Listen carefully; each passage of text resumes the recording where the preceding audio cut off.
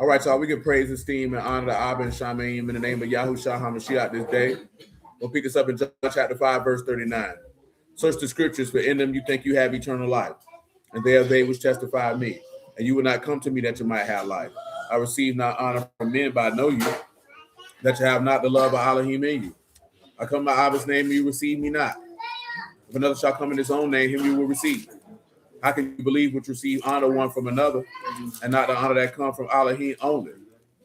Do not think that I will accuse you. The Abba, there's one that accused you, even Moses, in whom you trust. Had you believed Moses, you would have believed me, for he wrote of me. But if you believe not his writings, how should you believe my words? All esteem and praise the Abba and Shamayim in the name of Yahushua HaMashiach. 2 Chronicles 30 and 5.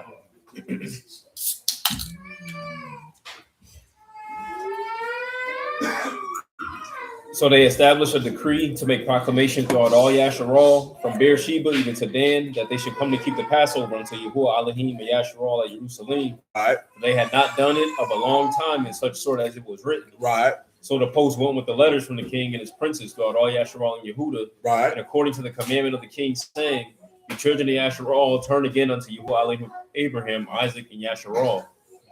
And he'll return to the remnant of you that are escaped out of the hand of the king of Assyria. And be not you like your fathers and your brethren, which trespass against Yahuah, Alahym, of their fathers, who therefore gave them up to desolation, as you see. Right.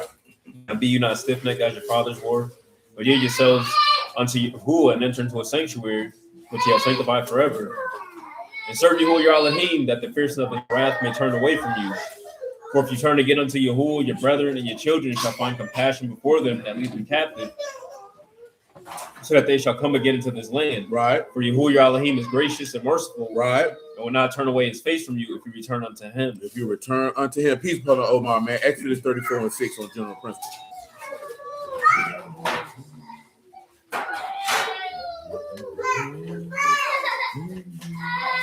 And Yahuah passed by before him and proclaimed, Yahuah Alahym, right, merciful and gracious, long-suffering, and abundant in goodness and truth, right, keeping mercies for thousands, forgiving iniquity, transgression, and sin, and thou by no means clear the guilty, right, visiting the iniquity of the fathers upon the children and upon the children's children, unto the third and to the fourth. That's right, that's right. Psalms 116. Psalms 116. Peace, brother Joseph, man. Shalom, me. I love Yahuah because he have heard my voice and my supplications. Pause. You what? I love Yahuah. He have heard my voice. And you know the Lord said, hey, man, I know you hear me always. Hey, man, leave each other alone. I didn't say you did anything. I said leave each other alone. I don't ask for no back talk, no explanations, no excuses, no rhymes, no reasons. And don't look off in the sunset, boy, because you're trying me. You're trying me, and you know what you're doing. Tighten up on your backstroke. Shalom, brother Ernest, man. Come on. Shalom, D'Eric, man.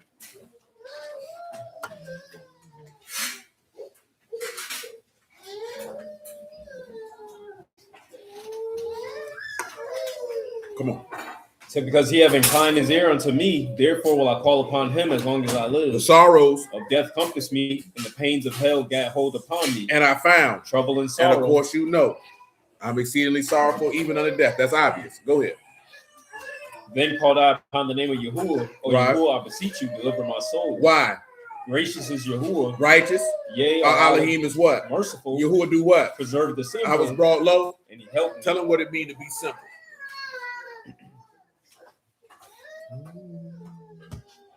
That is pathy, simplicity, naivete. That is simple, foolish, open-minded. Open-minded, foolish, and naive. Because you know that's what people tell you to be open-minded, but you got to be careful with that one, though. You know what I'm saying? Because you can be open-minded to your own detriment. You can open your mind to something you shouldn't have opened it to. You know what I'm saying? And Satan will be running right up your back. So that's what he's going to do. He's going to use you and abuse you. But come on with it, man. Yahuah, verse 7, Psalms 116. Return unto your Hey, she said separate, so get your behind up and separate. I don't need no attitude. She just asked you to do something. Matter of fact, come on over here since you got attitude. Come on over here. What you got attitude for, cuz? Did she say you did it? Did she say you did anything? Did she say you did anything? Did she say, man, fix your face and round your shoulders out, man? Fix your face, cuz ain't nothing to cry for. Did you get chastised? Did she say you did anything? So then what you looking ugly for? What did she ask you to do? No, talk like you regularly talk. What did she ask you to do? So then what's the problem then? I have to do stuff for something I did not even do. You're not in trouble, boy. What is wrong with you? You know why she asked you to move? Do you know why she asked you to move? So you wouldn't get in trouble by staying in that location. Somebody asking you to move don't mean you in trouble, cuz. That means she's asking y'all to move from by each other so you don't get in trouble. Not for you to be around here pouting and moving around like a 6-year-old schoolgirl, man. Tighten up on your bike stroke. That's unnecessary. You a man, ain't it? You a young man, ain't it? You think that's how you're supposed to act? Ask you a question, sir. Then why you acting like that then? You think you in trouble? You can be honest, sir. You think you're in trouble? Why? Exactly. You responded to that emotionally, son. She just asked y'all to separate so you wouldn't get in trouble. Somebody asking you to move is not trouble, sir. Let's just say, hey, go sit over there. Maybe they messing with you, so she gonna move you over there so they don't mess with you. So that when you get caught responding to them and you get in trouble. Did you think about that? No, you got in your feelings about it. Go sit down, man. Chill out. Hey, man, come on with all that, dude. It's unnecessary. Slow on, Brother Marvin, man. Psalms 116 and 7.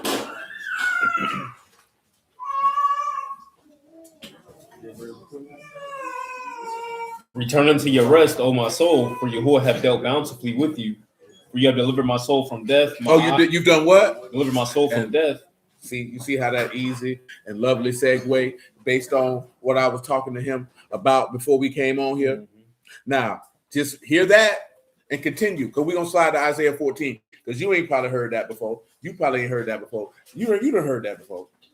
Don't shake your head and say you did. I'll allow it. Go ahead. You have delivered my soul from death, my eyes from tears, and my feet from falling. I will walk before Yahuah in the land of the living. I believed. Therefore have I spoken. And I was what? Greatly afflicted. What shall I render? I said, unto Yahuah for all his benefits toward me. So what will you take? The cup of salvation. That's why you drunk the cup on Passover. You take the cup because he say, what? Take. This is my blood in the new covenant, which is shared for many in remission of sins. With his blood being what remits sins, that's how the transgression is finished. That's how everlasting righteousness is brought in. When you believe on him and you drink of that cup, you showing this death till he come, which means you dead to sin in the world, but alive unto God. Go ahead. I'll pay my what? My vows unto Yahuah now in the presence of all his people. Precious. In the sight of Yahuah is the death of the saints. See, precious means valuable, weighty, it's prized. So every saint or kased or kadeshim or sanctified one, every one of them that pass away, that's valuable to him. That's why your name written in heaven. Read it for him. Say Revelation 20 and 5.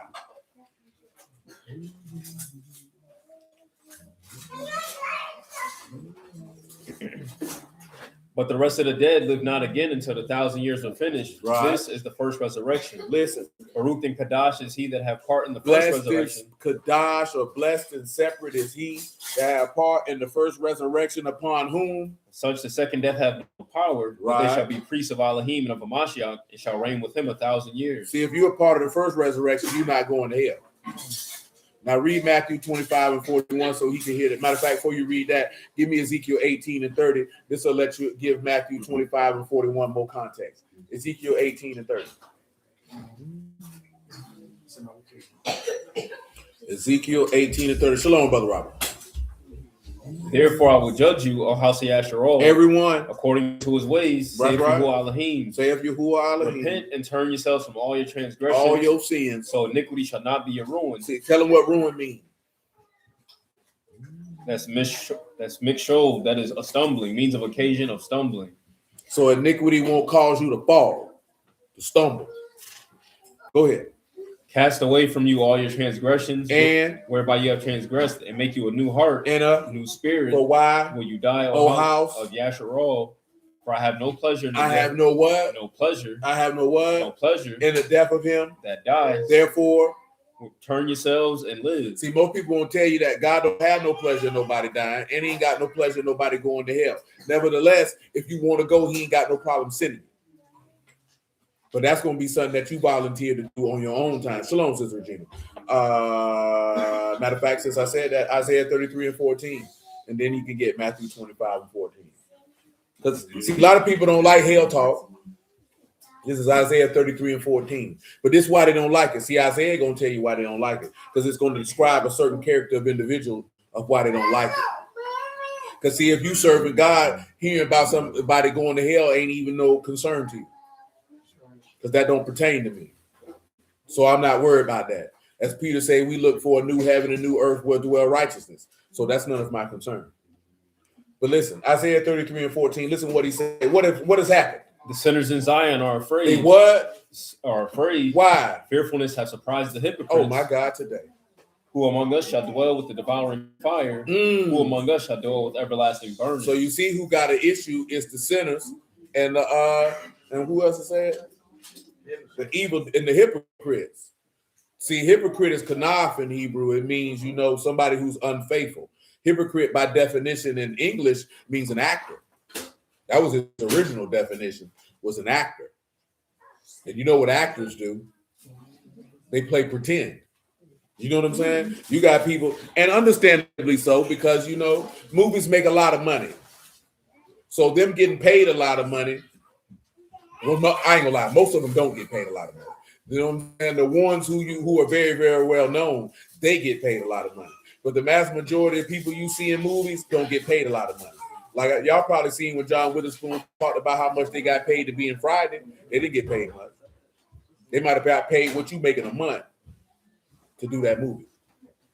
But you see, people don't know that because you assume because somebody's on television or somebody's in a movie that, oh, he must have got paid millions of dollars. Nah, most of them got regular jobs. You know how expensive it is to live in LA? You know what I'm saying? But nevertheless, they get paid for make-believe. A hypocrite is somebody who lives a life of make-believe. I remember I was in prison, man. It was this dude, Flame, from Panama City. I remember I told that boy, I said, boy, you live in a perpetual music video. Like you live in a fantasy world. You are not operating anywhere in the construct of realm of reality. You know what I'm saying? Say being a part of short film, being the extra and looking for extra work, the paying much. Now they gonna teach you about $50 a day and some food. You know what I'm saying? That's what you're gonna get. You're gonna get about 50 cash. That's all you're gonna get. And right or wrong. That's what you're gonna get, about 50 cash, and they're gonna feed you. You're gonna be out there for about 4 to 8 hours. You know what I'm saying? Sitting there just waiting for them to say, come on and just stand right here and look. Act like you talking. Act like you talking. You could have went and gave plasma and got more money than that. You know what I'm saying? I wouldn't recommend giving plasma though. He said, what did he say back after hearing that? Hearing what? What are you talking about? I don't forget. Damn, that's great. Music video. So he didn't say nothing. He continued living his music video and messing with punks. Yeah, we didn't know that till the punk got there. His name was Flame. That was his street name or his rap name. I don't know what it was. Little short nigga from Panama City. Some old doggone burly faggot came out there, man. And the nigga could hoop. You know what I'm saying? The nigga of the faggot. The punk could hoop. You know what I'm talking about? And then you know what I'm saying? He wanna you out there, you know what I'm saying? You on defense, he wanna post you up. You like this here. You got it, cuz. You know what I'm talking about? We got it. You know what I'm saying? Like, yeah, boy, I'm gonna let him score. You know what I'm saying? But boy, the Flame tried to act like he ain't know the punk. The punk say, you act like you don't know me?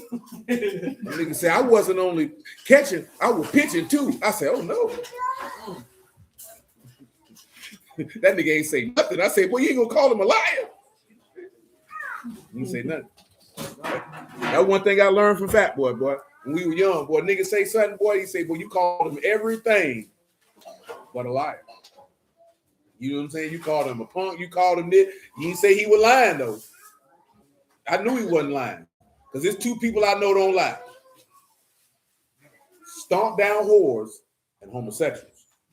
Because if you say you did something with that man and you ain't do that, well, you know a fight come with that. You know what I'm saying? Fight come with that. And whole shoot, if she open with her horn and she own it, she ain't got nothing to lie about. She ain't gonna care. You know what I'm saying? Because what you gonna do? Call her a hoe? She gonna tell you, I know I'm a hoe. Yeah, she don't care. You know what I'm saying? And say about that extra pay, I stumbled on being the extra in the commercial on the spot. Got paid $69 in lunch. Well, they were freaky to give you $69.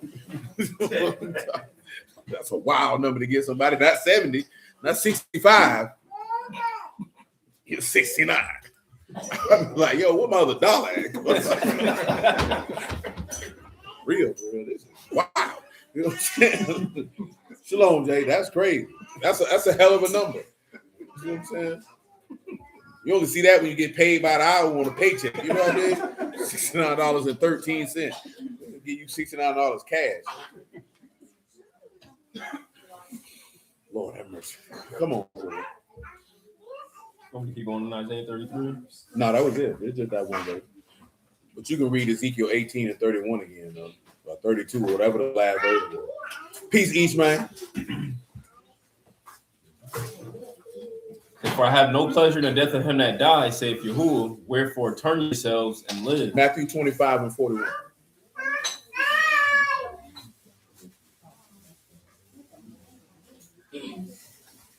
Listen. Then shall he say also unto them on the left hand, depart from me, you cursed, into everlasting fire. Prepared. For the devil and his malachim. See that? Hell was only prepared for the devil and his angels. It was never prepared for man. That's why I say he don't take pleasure in the death of him that dieth, so turn yourselves. That's not who he made it for. See, people think that Yahuah made hell for man. He never said that. Never made it for man. It was made for the devil. If you go, that's on you. Isaiah 14 and 8. Now we're going to walk this down for you, Clint, man. Because see, you mentioned it. I wouldn't have did it if you wouldn't have mentioned it. I ain't going to lie to you. Make it 9. Isaiah 14 and 9. Hell from beneath is removed for you to be. Stop. The word hell is Sheol in Hebrew. That means grave. So 99.9999% of the time, when you see the word hell, it's referring to the grave. People just say hell with the lake of fire, but it's the lake of fire, the valley of Hinnom, the valley of Tophet, because it's an exact location. Like you can go in the text and you can find exactly where he's gonna make it at. It's in a place south of Jerusalem. It's like a garbage dump area in the land back then. That's where they threw trash at and burned it. For real, seriously. Like the actual location of the lake of fire, you can go in the text and pinpoint exactly where it's at. It's south of Jerusalem. Some people think it's under the earth. It's not. It's a valley. You know what I'm saying? It's a valley that because nobody is in hell. Everybody who died, they at wherever they died at or wherever they were buried at. Or if they were cremated, wherever you got wherever their ashes at, that's where they at. Ain't nobody in heaven, ain't nobody in hell. They just in the grave waiting on the day of resurrection. The book don't teach none of that about, oh, you die and go to heaven. You don't die and go nowhere. You go dig somebody up right now, they're gonna be right there where you put them at. You know what I'm saying? Waiting on the day of resurrection. You know, I mean, a lot of that stuff is Greek mythology and things of that nature. But you have to remember, Western Christianity, as you know it, is a construct of Roman mythology. Because hey, what y'all talking for? It's a construct of Roman mythology. Because it made me lose my train of thought. Because the Romans were scared of losing political power in their kingdom because of the rise of Christianity. So they took elements of the Book of Yahuah and mixed it with their practices to keep the people who were still pagan, for lack of a better term, comfortable, and to appease people who were converting. to the way of Yahuah. And that's how you got what you got right now.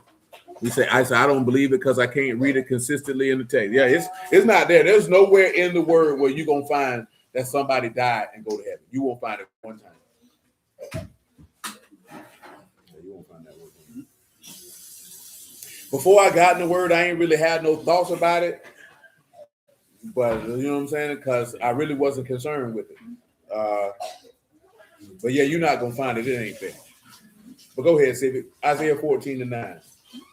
Hell from beneath is removed for you to meet you at your coming. Meet you at your what? At your coming. Oh my Lord. To stir up the dead for you, even all the chief ones of the earth. Pause. Go to John 5:25. So it tells you at a particular individual's coming that the grave will be moved for him and the dead will be stirred up. That means they're gonna get up. So when you hear that, Satan's already canceled. Because nowhere in the text does it say anybody going, Satan ain't got no coming. And the dead definitely ain't moving for him. Now, to be clear, Satan simply just means adversary. That's all he is. He's an adversary. Devil simply means slanderer or whisperer. So all the devil and Satan is the same thing. So all the devil does is whisper and lie on people. And he's an enemy. He's an opponent. That's fundamentally and effectively who he is and what he does. And then, of course, he's mentioned as the old serpent, which is a charmer, effectively a liar. So when you understand the definition of the three titles which he carries, because none of those are names. Satan isn't a name. Anybody can be a Satan. That's why he say, Peter, get behind me, Satan. And people think he was calling him the devil because that's a Hebrew word, shaitan, which means adversary. Then you have ha-shaitan, that ha meaning the or the adversary. Satan is the adversary. You know what I'm saying? But that's like I told you the other night, man. That's what he do. He lied. And he connives, and he's a manipulator. And what he tries to manipulate you with is your own desires. That's what he uses. Satan techniques ain't really that deep. The other techniques that he try to use, and we talk about this, we won't grab it right now at this particular moment. In 2 Corinthians 1:9, I believe, where he said we are not ignorant of Satan's devices. And in that instance, they were talking about people who were not forgiven.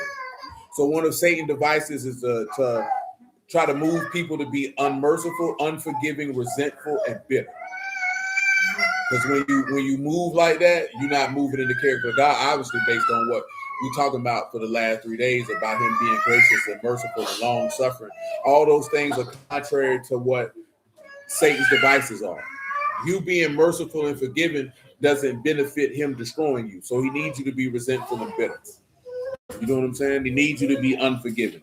He needs you to be unmerciful. He needs you to be all of these things so you can go to hell. So you think going to hell is just simply, well, if I don't fornicate, if I don't do this, but it's the issues of your heart. If your heart not right, you still going. Because that's what we was reading in Mark 17. That's where them evil thoughts come in at. You know what I'm saying? That's where that evil eye come in at. That's how he want to have you. You know what I'm saying? I thank the Lord, you know what I'm saying, based on how I was raised, I ain't never been one to hold grudges. I can tell you about yourself and I can look you dead in your face and tell you, nigga, I don't fool with you, but I don't hate you though, because you're not important enough to hate. Once you once you get to that point when you start dealing with somebody, thinking about somebody in that capacity, that means they're carrying too much space in your brain that they don't deserve to have.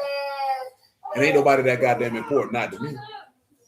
You're not that important. To hate you, nigga, come on. That means if I hate you, that means I'm emotionally engaged. And why would I be emotionally engaged about you, sir? Why would I be emotionally engaged about you, man? That doesn't make sense to me. You're not that important. Okay, you did some foul junk. That's fine. Okay, I know how to deal with you, but I ain't gonna be walking around here. Because who does that affect? That don't affect them. That affect you. And when I say that affects you, that affects your nervous system. All the stress, the anger, and all that stuff you walk around with, that's having a negative effect on your body. You know what I'm saying? But people ain't gonna tell you that. Stress and anger have negative effects on your body. You know what I'm saying? And you're gonna let the thought of another human being who probably don't give two good goddams about what you feeling and what you dealing with cause you to have a stroke, cause cortisol release. Now you around here looking like Larry Holmes, flabby and sick because you steady putting on weight. Because your body in fight or flight mode, and because you in fight or flight mode, you seeking to try to get some comfort food, or you drinking, or you smoking, and now you done put on 55 pounds. Now you got visceral fat all on your organs. And guess what they doing? Being the same slimy, no good nigga they was when they pissed you off. So yeah, you know what I'm saying? You just gotta allow stuff to be, process whatever emotion you got with it. Let you know what I'm saying, your frustration and anger be out, and then move on with your life, man. Because nobody shouldn't be carrying that much space. You shouldn't be walking around here mad with a nigga for 10 years. You know what I'm saying? Mad with you for what? It's just simply, hey, I don't fool with this person, and this is why. You know what I'm saying? Like Pimp C said on that song, man. I told you a long time ago, I don't mess with no K. Rule. When I was younger, he screwed me out some paper, dude. I don't fool with him. So that means keep that person from around me, or I'm not gonna have interactions with them. Because if I don't fool with you, I'm not finna act like I fool with you. It's no beef or nothing. I ain't gonna be like, nigga, it's on site. I just don't fool with you, and I would rather not share any space with you at all. I don't have no words to say to you. I don't have nothing. Now, if I have to deal with you, then I can be an adult and I can be mature and I can be a professional and deal with you accordingly. But I ain't finna slap eyes with you and act like it's all gravy, because it's not all gravy. I don't fool with you. And you know why. You know what I'm saying? You got to get to a level of maturity to look at that. I just don't fool with you, cuz. But guess what? If you was hungry, I feed you. And if you was naked, I clothe you. And then after we service what you needed, okay, I don't fool with you. And I don't fool with a nigga in death. Because if I ain't fool when you was alive, I don't fool with you when you're dead either. You ain't got no RIPs, no nothing. Nigga, shoot, I don't care. I ain't finna shed a tear, ain't gonna get no thought. It's unfortunate. You keep on pushing. So you got to keep it 100 all the way through. If you ain't fool with him in the lie, don't switch it up and be like, oh, that's funky. Straight like that. Why it's different? Because he did. Now you being phony. Like, I ain't coming to your funeral. I'm not going to your people house. I ain't doing none of that. I don't fool with you. You know what I'm saying? Because if I died, you're going to talk about how I'm this, that, there, and the third. Now, I'm not the bigger person. I ain't no person. And you ain't nobody to me. You're dead to me. You know what I'm saying? You're alive, but you're dead. You say, I don't know if you have Prime Video. I do. Cursed Bloodlines, segment on King Tut, the Kennedys, Rockefeller, and the Onassis. That does sound interesting. But see what I'm saying? It's just like that, because, a lot of people, it's understandable now, don't get me wrong. A lot of people walk around this life, man, like really, really harboring a lot of emotion towards people who don't even care.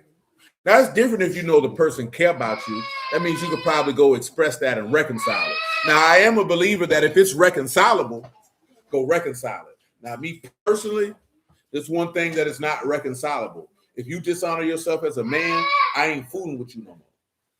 You know what I'm saying? That don't mean that a lot of stuff, man, if you know what type of people you dealing with me anyway, you forgiven before you did it, because I already knew what you was going to do before you did it. So you're going to be forgiven before you done it, but I'm just not fooling with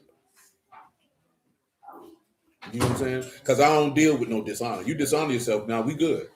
Ain't no beef or nothing, but no. We can't ride together. We can't hang together. Can't do none of that. Now, I'm talking about dishonor. I'm not talking about somebody sinning. I'm talking about you fundamentally dishonoring yourself as a man. You do some dishonorable junk as a man, yeah, I'm good on you. You know what I'm talking about? And I done did that about 3-4 people. Like, yeah, I'm good on you, cuz. And niggas think it's because of the word. No, I was a man before the word. So, yeah, I'm good on you. I'm good on you. Listen, I done had the same friends since 1991. Ain't none of them ever dishonored themselves. Some of them did some stupid junk. Nigga ain't never dishonored themselves. You know what I'm saying? And it's better to be surrounded by men of honor than the men of dishonor who can violate in certain capacities and you still slapping fives with them. Like you know that it's not a dishonorable man. No, I'm cool on that. And I'm gonna tell you that you're a dishonorable man. You know what I'm talking about? See, that's the problem with people. You don't say nothing. You know what I'm saying? No, you should say something. And you should listen.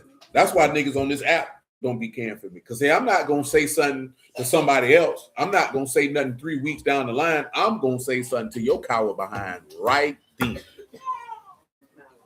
You know what I'm saying? Because especially if that's your people. Now we ain't talking about dishonor stuff. If that's your people, and this is a part of how you operate being forgiven, man, if you love them and it's an issue, go ahead and try to square that out. Versus walking around mad, and then that anger and all that stuff, it can destroy the love, man. You know what I'm saying? Go ahead and square that out if you love them, because, man, listen, man, that junk ain't that serious. That junk too short, man. You'll blink your eye, nigga, be in a casket. You know what I'm saying? That junk ain't that serious, man. Say facts about letting people stress you out is not worth it. Yeah, you got to work it. Listen, man, I'm telling you. If that's your people for real, and it ain't no egregious, you know what I'm saying, type of violation or whatever the case may be, or your feelings hurt, or you ain't, just go ahead and say something to them. But you can't come on some old confrontation like, my nigga, you know I love you, man. You did this here, man. I ain't care for that. You know what I'm saying? Nigga love you, man. They gon', all right, my bad. Let me tighten up, man. Because the love should be the most important thing, man. Ain't nothing more. If you ain't got nothing else in life, man, as long as you got that, you good. Because if you got that, you got the love of God, and you got the love of God, and he with you, and you can never be poor. You know what I'm saying? But when you walk around with resentment and bitterness and hatred and malice, man, you ain't gonna never be right. You'll never be right. That junk gonna destroy you from the inside out. Y'all don't see people, y'all know people like that. Them niggas miserable. You know what I'm saying? It might look like they happy because they be flogging when they doing other stuff, but them niggas miserable. And they ain't no way to live, man. People who got love in them, you'll never see them walk around here miserable, looking ugly, or none of that. You know what I'm saying? People got all that hatred and resentment and all that type of stuff. Niggas just mad all the time. About nothing. You know what I'm saying? Like, nah, bro, that ain't no way to live, man. Come on, Sibo. John 5:25. Listen. Truly, truly, I say unto you, the hour is coming, and now is. Right. When the dead shall hear the voice of the Son of Alahym. You see how the dead gonna be still? He gonna stir up the dead for you at your coming. And they that hear shall live. Mm-hmm. For as the Abba have life in himself, so have you given to the Son to have life in himself, Mm-hmm. and have given authority to execute judgment also, because he is the Son of Man. Mm-hmm. Marvel not at this, for the hour is coming, in the which all that are in the grave shall hear his voice. That's right. And shall come forth, they that have done good unto the resurrection of life, And those that have done evil unto the resurrection of damnation. That's it. That's it. That's it. Isaiah 14:10.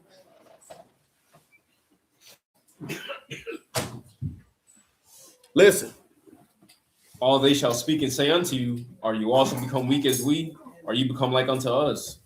Your pomp is brought down to the grave, and the noise of your vials, the worm is spread under you, and the worms cover you. How are you fallen from Shamaim, O Lucifer, the son of the morning? How you falling from what? Shamaim. Pause. Who remember the other verse that talk about somebody falling from heaven? Who know the verse at? Go ahead, man. Lamentations 2:1. Listen what it say. How many of y'all knew it was another verse talking about somebody falling from heaven? Better yet, how many of y'all didn't know there was a verse we're talking about somebody falling from heaven? I see your hand over there, Dave. I know you don't know that, little Dale. You're a young man. Y'all ain't got that far yet, and y'all study. Go ahead. How have the Lord covered the daughter of Zion with a cloud of his anger? Covered them with a what? With a cloud. Now listen, right? Don't go tell your people about this here, man. They're going to put you out the house. They ain't ready for that. You know what I'm saying? I heard about the battle you had the other day. I'm not being funny. I'm being dead serious. I'm tell you people about this one here, man. Listen, man, I'm telling you. When you go tell your people Lucifer ain't the devil, man, they gonna say you can't come over my house. Yeah, I'm telling y'all, they laughing because it sounds funny, but I'm telling you, people can't. That's a hard pill to swallow. You know what I'm saying? That's a hard saying. So you know what I'm saying? Like, yeah, don't tell your people that. Don't tell your people that. That didn't come from the devil. Listen, I'm joking about it, but I'm serious at the same time. You can tell your people whatever you want. I'm really trying to prepare you. Just know that you're gonna get a massive amount of pushback. And I also tell you this here. Not saying you're doing this here, but always remember this here. Don't never bring information to nobody until you've mastered it yourself. You know what I'm saying? Meaning, you don't want to have to get somebody else to explain it. I'm talking about as a man for you.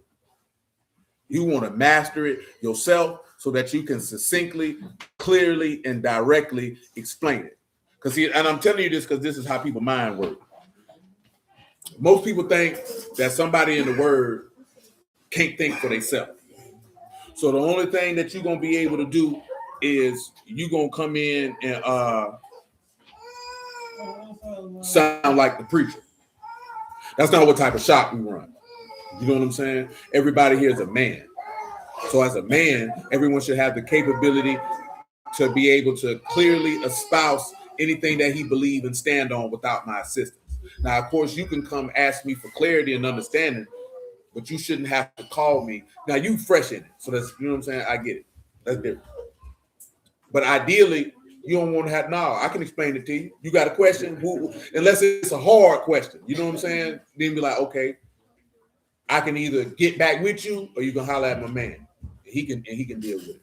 But fundamentally, and over time, y'all willing, you'll be able to do that. You don't need my assistance. You know what I'm saying? It's boom, boom, boom. You can take it or leave it. But I showed you my stance. From the text, I'm not here to argue with you about it. You can either accept it, reject it, or check it. That's up to you. You know what I'm saying? But fundamentally, every man should be able to explain fully and comfortably what he believes in without any outside assistance. You know what I'm saying? And that's what the text speaks to. Read it for him, David. Acts 17:9. And we've always been like that. Because you know, it'd be people who be on the sidelines with their nuts crossed for years that think, oh man, what did it look like? See, I look at it like this here, and I hate to use this terminology, but I use it every time we had a conversation. Because man, I remember when we were younger and we were copping jugglers, and then nigga was learning how to cook work. And niggas didn't want a nigga to learn how to cook it because that junk was going to eat into their pockets. You know what I'm saying? And I remember I was copping from would front me a lot of work, but it was already cooked. So I would take the money that I was supposed to pay him with before I pay him, cop and cook it, and then pay him. So then he'd be like, man, what's taking you so long? Oh man, it's slow out here. Whole time I've been made your money, but I'm finna flip that first because you think you smarter than me. You know what I'm saying? And nigga, you're not smarter than me. The difference is I'm not gonna say nothing. I'm gonna let you keep thinking you smarter than me, and I'm gonna move accordingly. So one day we at the house, and I think he was trying to act like, oh, he gonna cook in front of me like I'm impressed by that. You know what I'm saying? And he was like, why you want to know how to do that? I say it's a good skill to have. Walked off.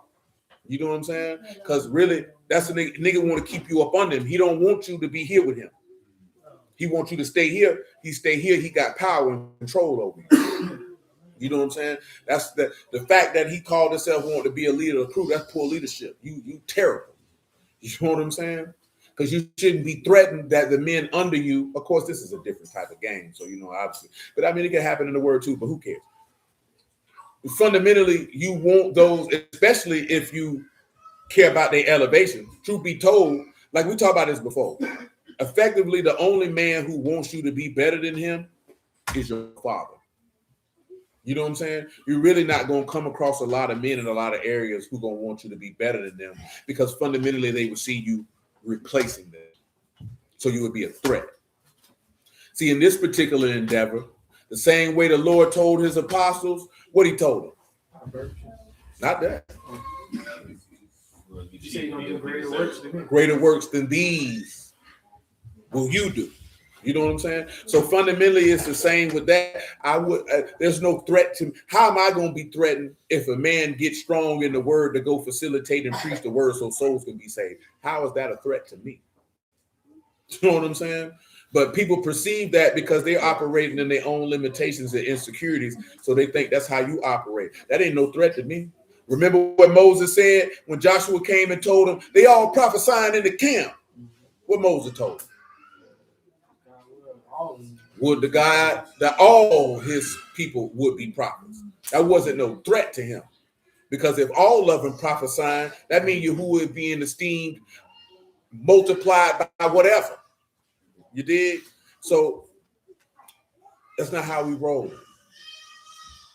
Every man should be, like I said, it's not a big deal.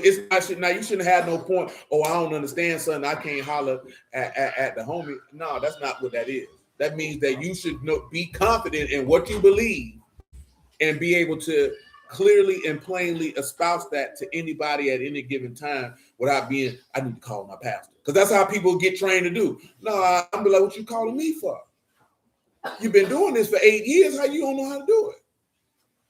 You know what I'm saying? I'm not talking about calling you asking a question. I'm talking about calling me and you want me to explain something to somebody that you initiated a conversation with, or they initiated a conversation with you. You shouldn't need to call unless you just wanted me to be a part of that conversation. But fundamentally, you shouldn't need to call me. You should be able to handle that yourself because you're a man. You know what I'm saying? Acts 17:9. And when they had taken security of Jason and the others, they let them go. And the brethren immediately sent away Paul and Silas by night unto Berea, who coming there went into the synagogue of the Yahudim. Right. These were more noble than those in Thessalonica. Why are they more noble than them? And that they received the word with all readiness of mind. And did what? Search the scriptures daily. To see if what? Those things were so. That's how every man should operate. You should be searching everything we look at. Make sure it say that. I don't care if you was reading along that day. You should go back home and search it again. And then on another good day, you should search it again. Not only to make sure that's what it say, but that you fully comprehend and understand what it is that you believe. You know what I'm saying? Now, ladies, y'all don't necessarily have to engage in that endeavor as far as doing that. But I will say this here. Fundamentally searching the scriptures to know if those things are so will be able to strengthen your ability if you desire to bear witness to the goodness and greatness of Yahuah. So you can firmly and confidently be able to express that. Who told you can express that all day long? You ain't got to sit down. See, a lot of people come to the ladies about, oh, teach me this here, because they're trying to hope that you get emotional so they can manipulate the conversation.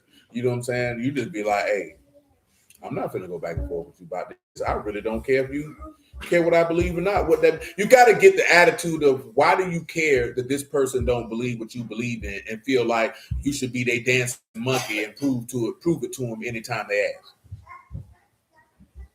You know what I'm saying? I'm not a show monkey. I don't work at the circus. I'm not a dancing bear. I'm not any of that. I'm not doing that with you, boy. You don't believe it then? Well, don't believe it then. You know what I'm saying? Because that's what people really want to do is they want to get you talking so they can catch you up in your words. You know what I'm saying? And a lot of people don't understand when somebody be like, nah, I'm good. Nah, I'm straight. I don't want to argue with you. Oh, you can't defend what you believe? I'm not here to defend it. Because you attacking me, so why do I need to defend it?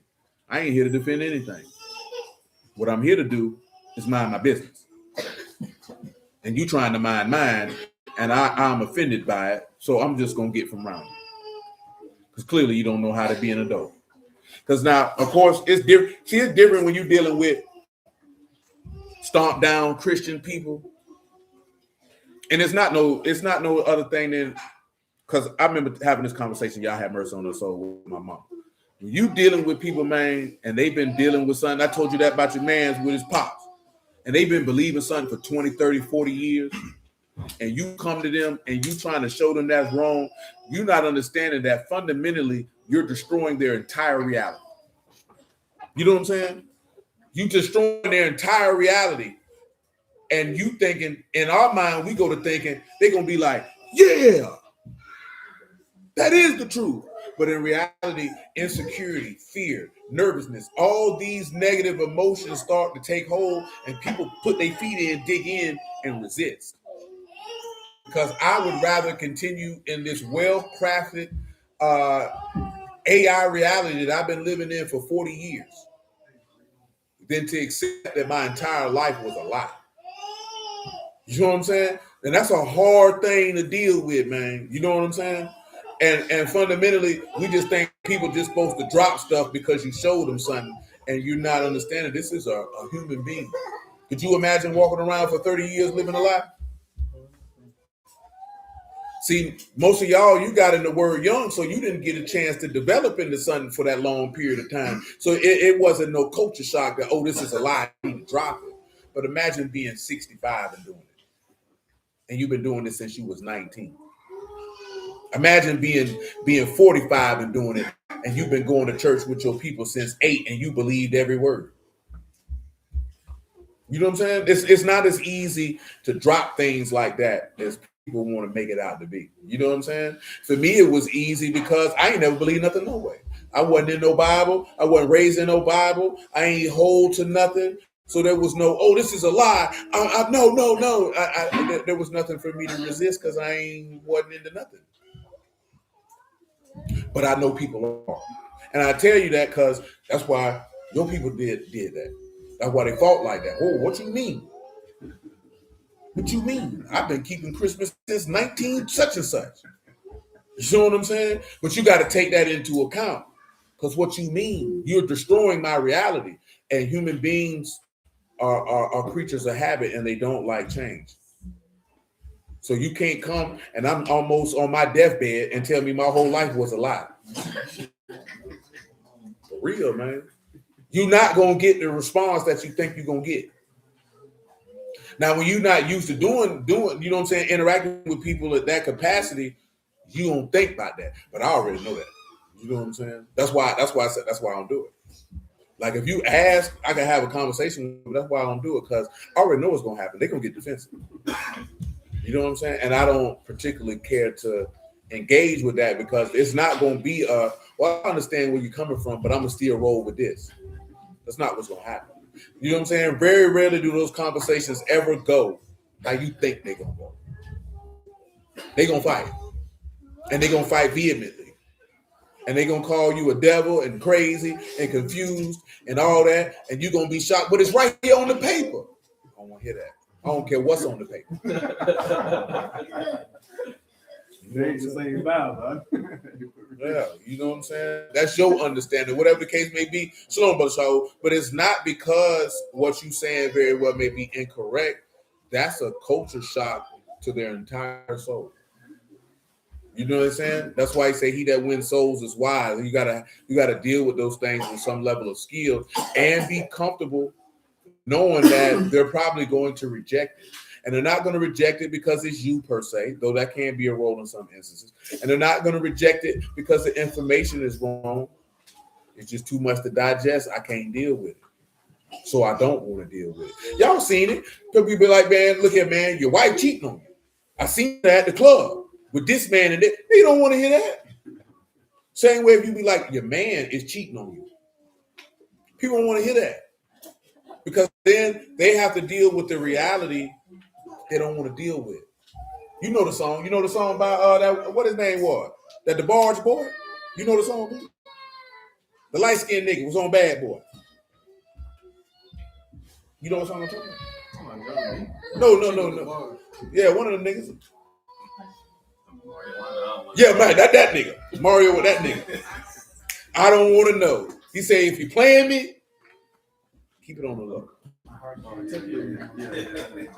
You know what I'm saying? This is a whole record, but guess what, though? It's people feel like it.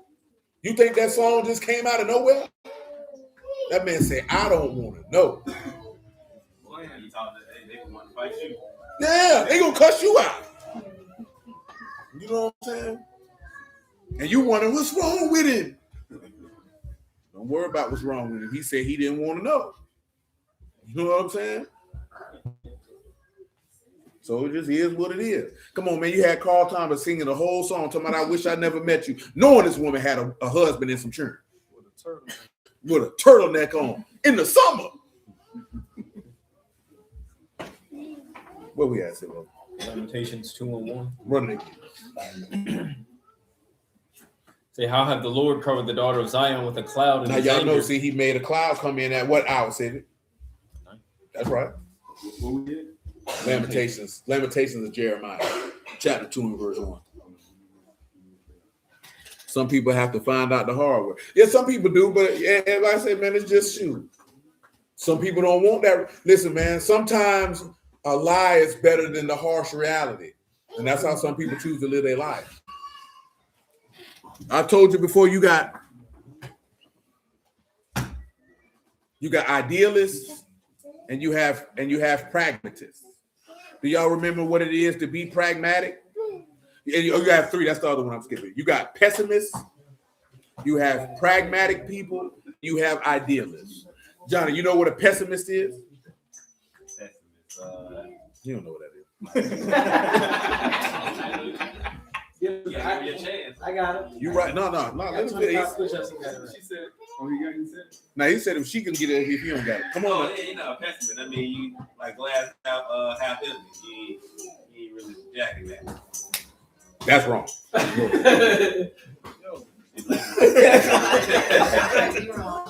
No, I'm saying you might be right. Something with negative. Correct. Yeah, you always thinking negative. Pessimist is someone who always is negative. That's not half full, because half full, it could go right, it could go wrong. No, they're not nothing. Everything's negative. They're always looking at the world in a negative. No. They look at listen, if you be like, I'm gonna go outside and score 20 points. What if you sprain your ankle? Yeah, you always get the worst possible outcome of everything. Everything. Okay, we'll help you redeem yourself. What's a pragmatist? I don't want to play no more. It's crazy. What's a pragmatist? What's it is to be pragmatic? Ain't but one Jonathan in here, or is it just Johnny like an old man? I thought you moved on. We don't leave Leah alone. Pragmatic, like you realistic. Facts. And then you have an idealistic individual. What is that, sir? You got all ideas. Now, an idealist is somebody who wants to see the positive in every situation, even if it's not framed in reality. Everyone should be a pragmatist. You should accept things for exactly what they are. Idealists want to see things for what they want it to be versus what it is, which is almost borderline being naive. Now, being an idealist has its moments. You know what I'm saying? It can come in if you working on something and planning on something. You know what I'm saying? Whether it's a business, going to school, ain't nothing wrong with that. You know, but just all the way in every area of life, it could be detrimental to you, because then things that don't happen, it puts sour taste in your mouth. Because I was gonna say an example with that, like if you playing sports and you down by 30, you feel me? Oh no, you finna lose. This time people can't though. Yeah, that often. It does happen. What I said. No, don't worry about it. He said that sometimes the people came back. He couldn't let it go. Yeah, he couldn't let it go. Not fair. Don't get me wrong, because that is fair. But in general, 28-3 don't happen on a regular basis. You're gonna lose. You know what I'm saying? With the Super Bowl, shoot, 28-3. Yeah, that's the only time that ever happened. But you know what also has to happen in that game? You have to have an idiotic opponent to help you out. Okay. And Atlanta was an idiotic opponent who helped them out. You know what I'm saying? I know we're up by 25. Let's keep throwing. You know what I'm saying? I think the fix was on with the play caller. Keep throwing. You're up by 25. But also sometimes that those things happen because you get to a certain point and you become complacent. You know what I'm saying? So I was going to say one dimension of idealism can lead to great change. But that's a fact though, Joseph. Being idealistic can lead to great change. It can lead to great innovation and things of that nature. It has its place. You know what I'm saying? Just depends on what you're being idealistic about. Come on, Sir. Lamentations 2:1. How had the Lord covered the daughter of Zion with a cloud in his anger and cast down from Shamayim under the earth the beauty of Yasharal? Cast down from where? From Shamayim under the earth the beauty of Yasharal. So he cast down the beauty of Israel. Go back to Isaiah 14 and what? 12. Well, you can read 11 because we skipped it. This is going to be the verse that people say, see, this is what Satan was the minister of music in heaven. That's not what this says. Along with Ezekiel 28, but that's another conversation for another day. So your pomp is brought down to the grave, the noise of your vials. Stop. Tell them what pomp means. That is God own. That's exaltation, majesty. Your majesty is brought to the grave. John 17:1. Let's see if his majesty is brought to the grave. This is the book of John, the 17th chapter in the first verse. Now, remember, we were reading in Psalms 116 because we're talking about this man's grace and mercy. And he says that I will walk before Yahuah in the land of the living. I believe, therefore, I have greatly afflicted. I believe, therefore, I have spoken. I was greatly afflicted. And I said in my haste, all men are liars. What shall I render unto Yahuah for all his benefits unto me? I will take the cup of salvation and call upon the name of Yahuah. Then verse 15, precious in the sight of Yahuah is the death of his saints. O Yahuah, truly I am your servant. I am your servant, the son of your handmaid. You have loosed my bonds. And of course, you know, it tells you in Acts that it wasn't even possible for death to hold him. So he loosed his bonds. So when you see in this talking about this pomp being brought to the grave, his majesty, well, he being a man, being, you know what I'm saying? Or like I said in Philippians, you know, Let this mind be in you, the same mind that's in Yahushua HaMashiach, who being made a Lord, little Lord in the Malachim for the sufferings of death, and he humbled himself. You know what I'm talking about? And suffered the death, even the death of the state, died on a tree. This is literally your exaltation being brought to the grave. Because Satan ain't got no exaltation. You know what I'm saying? I've always told you this here, man, and this is something that I've observed. And it's the reason probably why I never looked at Satan in this regard, because I wasn't raised in the church, so I didn't look. People put Satan in a very lofty position that he does not deserve to be in. Satan is not that important. You know what I'm saying? He's not this great mythical, exalted, beautiful figure. He is an adversarial opponent whose entire objective is to tempt you to go after your own desires so you can go to hell with him. That's it. That's it. That's it. When you understand, listen, man, this nigga is a real FN. You understand what I'm telling you? All the way around the bowl. That's what he is. This ain't no dude. People come up with this stuff. Did he have an estate in heaven? Sure, because it tells you in Jude they lost their first estate. That's their position. But all this extra stuff they add that stuff because of extracurricular books that people made in order to fill in gaps of a story that you don't know. There's a reason why Yahuah don't talk about Satan like that. You know what I'm saying? Do y'all sit around and talk about the whole niggas you know? For what? He's a whole nigga. Ain't nothing to talk about. He get brought up, you be like, yeah, he a buster, and you keep it pushing. You know what I'm saying? Or if it's somebody you know who knows them, then you let them know, hey, you better watch him. He a sucker. And that's it. Why you say he a sucker? Because he do this, this, and this. Now, what Paul meant when he said we're not ignorant of his devices. We know how this whole nigga moves. I'm going to put you up on the game. If you get caught down bad, that's on you. Because the Lord told you, I've told you before, be not deceived. See, this is a man talking to men. See, the problem with people in the word now is you think somebody's supposed to hold your hand. This is a man. He told his apostles, everybody sitting out there, don't be deceived. And then he hit them with, I told you before. You know you done heard that before because your mama or your daddy told it to you because you was raised by black people. When they told you something, they said, all right, now I done told you before. That means if you get caught down bad, all that consequence and responsibility is on you because I told you. I told you what's going on. I told you don't have nobody in my house. I don't want to hear nothing about when I come in here, you got your little ugly friends in here playing Sega Genesis, PlayStation, Super Nintendo, whatever you had going on. I told you they had that chicken out that goddamn freezer when I got here. I told you before. You know what I'm saying? You've all heard it in some capacity. Yahushua say the same thing. I told you before now. I told you what it was. If I gave you the game and you get deceived anyway, whose fault is that? Now, if you get deceived and I ain't give you the game, I can't even be mad at you because I ain't give you the game. But if I gave you the game and told you this is whoop, whoop, whoop, and whoop, and you still get got, that's on you. You think he gonna have some sympathy for you? Because I took my time out to show you this. And you gonna be stupid? Don't even worry about it. You know what I'm saying? And people don't like to hear it like that because you want to believe, oh, God wouldn't do me like that. If I taught you, I would. Why wouldn't I do that? I already invested energy in telling you what to look for and what not to get caught with. But you know why we don't look at it that way? Because in reality, in our natural life, not too many people did that for you. No, a lot of young ladies, ain't nobody tell y'all, hey, this type of man, this type of man, this type of man, this type of man, avoid him. And this is how you identify if he this type of man, avoid him. Now, biblically, you're not going to see women get warned about men at all. Simply because your daddy picked your husband for you. So that wouldn't be nothing that you would have had to been concerned with. It warns men about women a lot.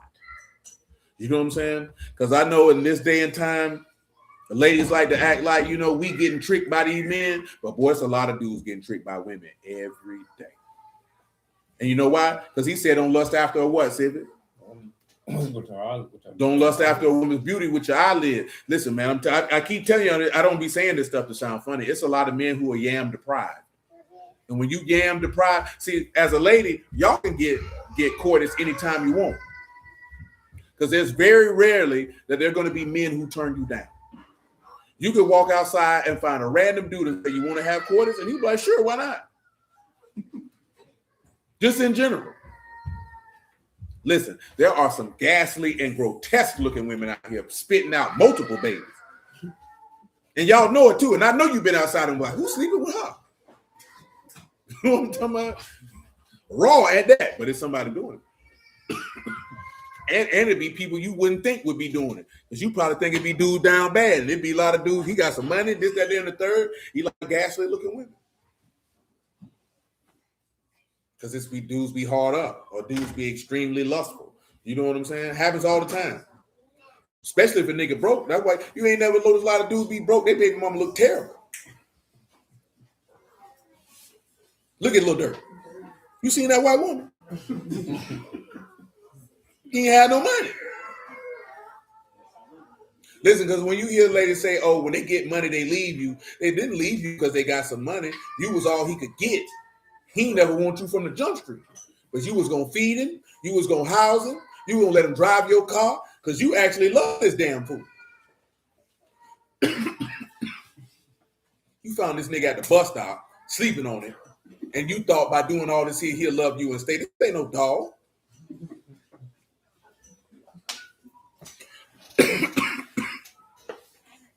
You know what I'm saying? But you would need to teach your daughter that. She would need to know that. Same way we were just talking about this before I got in the car. You need to teach your children that man or woman, don't nobody got no business touching you.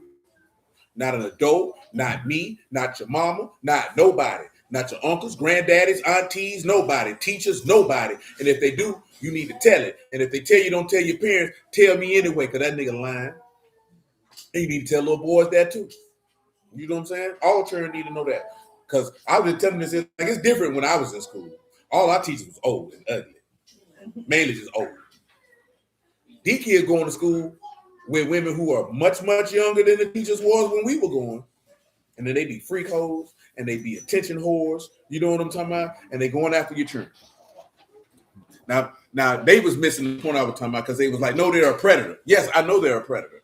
My point was I equate teachers who go to schools to mess with young men the same way that COs be messing with inmates. You're getting a lot of attention that you probably don't get outside of here.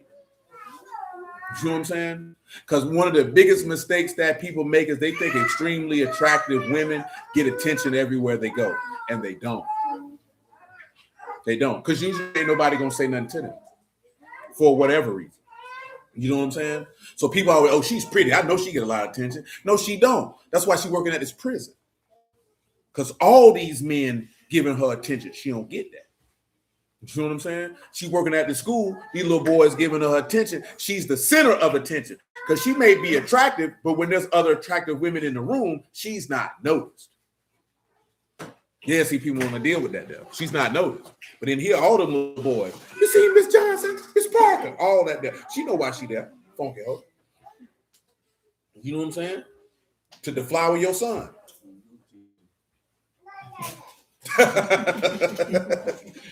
It's just a reality of life, man. It's just a reality of life. It happens. You know what I'm saying? But, you know, it is what it is. Come on, Zip.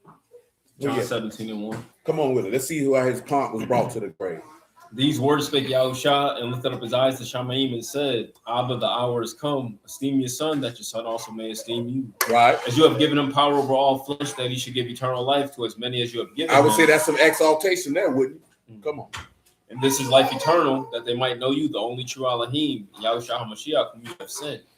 I have esteemed you on the earth. I have finished the work which you gave me to do.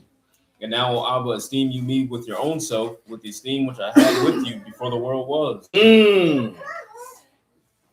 His pomp has been brought to the grave. Because remember, he had read Matthew 16 and 18. His pomp has been brought to the grave.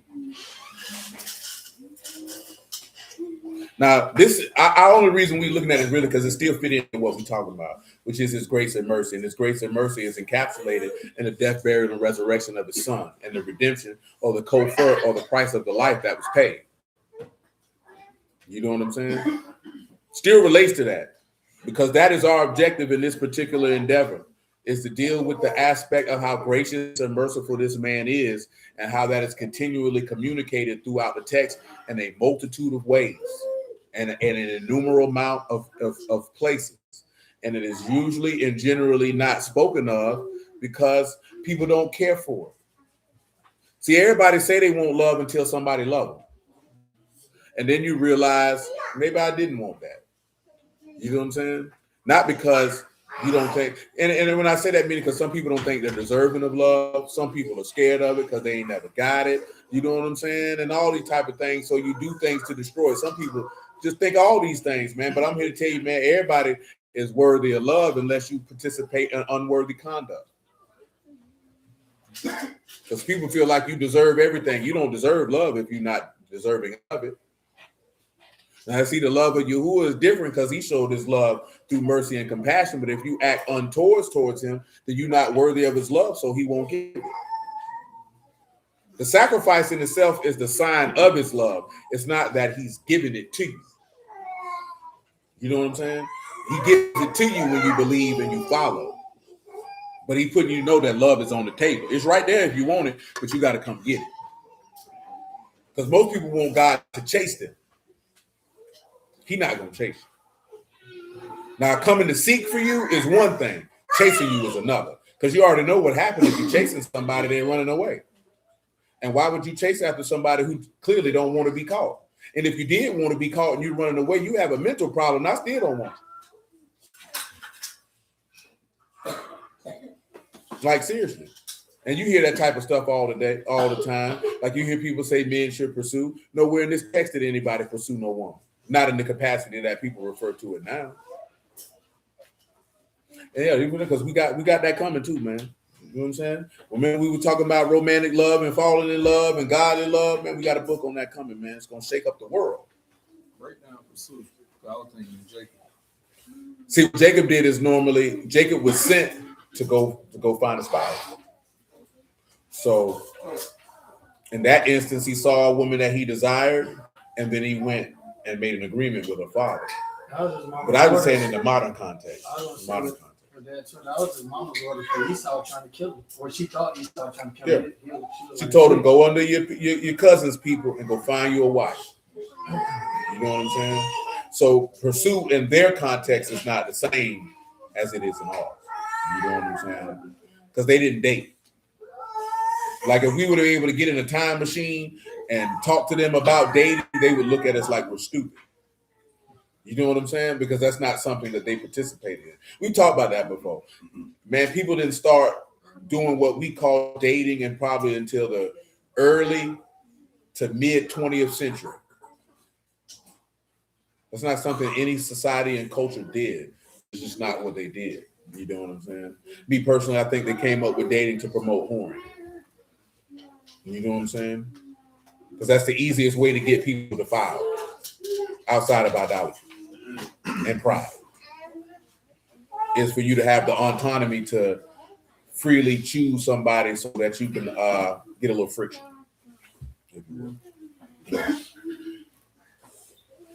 Research paper though? No, we're writing a book. No, a research paper is definitely not the same as writing a book.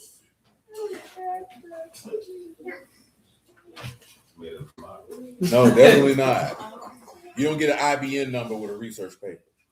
You don't get listed in the Library of Congress with a research paper. A research paper is strictly for scholastic means, though this is a scholastic endeavor. You gotta cite your sources and all. Yeah, we cite our sources in our book. But any type of book that is of a scholastic type will cite the sources anyway. If you're reading books and niggas making claims and they ain't citing their sources, you need to throw that book in the trash can. Go ahead. Matthew 16 and 18. And I say also unto you that you are Peter, and upon this rock I will build my assembly, and the gates of hell shall not prevail against it. And I'll give unto you the keys of the mountain of Shamayim, and whatsoever you shall bind on the earth shall be bound in Shamayim. Right. Whatsoever you shall loose on the earth shall be loosed in Shamayim. Right. Then charged he his disciples that they should tell no man that he was Yahushua the Hamashiach. Right. And And from that time forth began Yahushua to show unto his disciples What are you how gonna that he show? must go into Jerusalem and suffer many things of the elders and chief priests and scribes and be killed Mhm. and be raised again the third day. Third day. Then Peter took him and began. That's good. That's good. Come on back to 14 and 12, 14 and 11. Isaiah. You know what I'm saying? We've been on this type of time with this particular topic since the beginning. The first time you can at least see us putting it on tape is 2013. Sometimes people see stuff and they think you're talking about something new. Like it wasn't something like revolutionary or controversial to us. It didn't realize how much it was. We didn't realize how much it got under people's skin until we started talking to other people and seeing how they're offended they got about it. And it was like, well then, you ran out of fuel. Come on, Sibbo. Your pomp is brought down to the grave, the noise of your vials, the worm is spread under you, Stop. and the worms cover you. Tell them what the noise of your vials is, and you can give them worms. Y'all should remember what that means with worms, because this is not, this ain't referring to worms like maggots in the grave. Noise is him, yeah, that's sound or music. Now, you look at sound or music, right? The noise of your vials or the noise of your sound. You know, remember he said in Ezekiel, you're as one who sounds like a lovely song that sounds beautiful on an instrument as it pertained to him prophesying the word. And that's the same thing there. The sound of his voice is going to be stopped. You can give him the two definitions for worms. Toladai. The first one is Ramon, that's maggot, worm, as caused and sign of decay or figurative.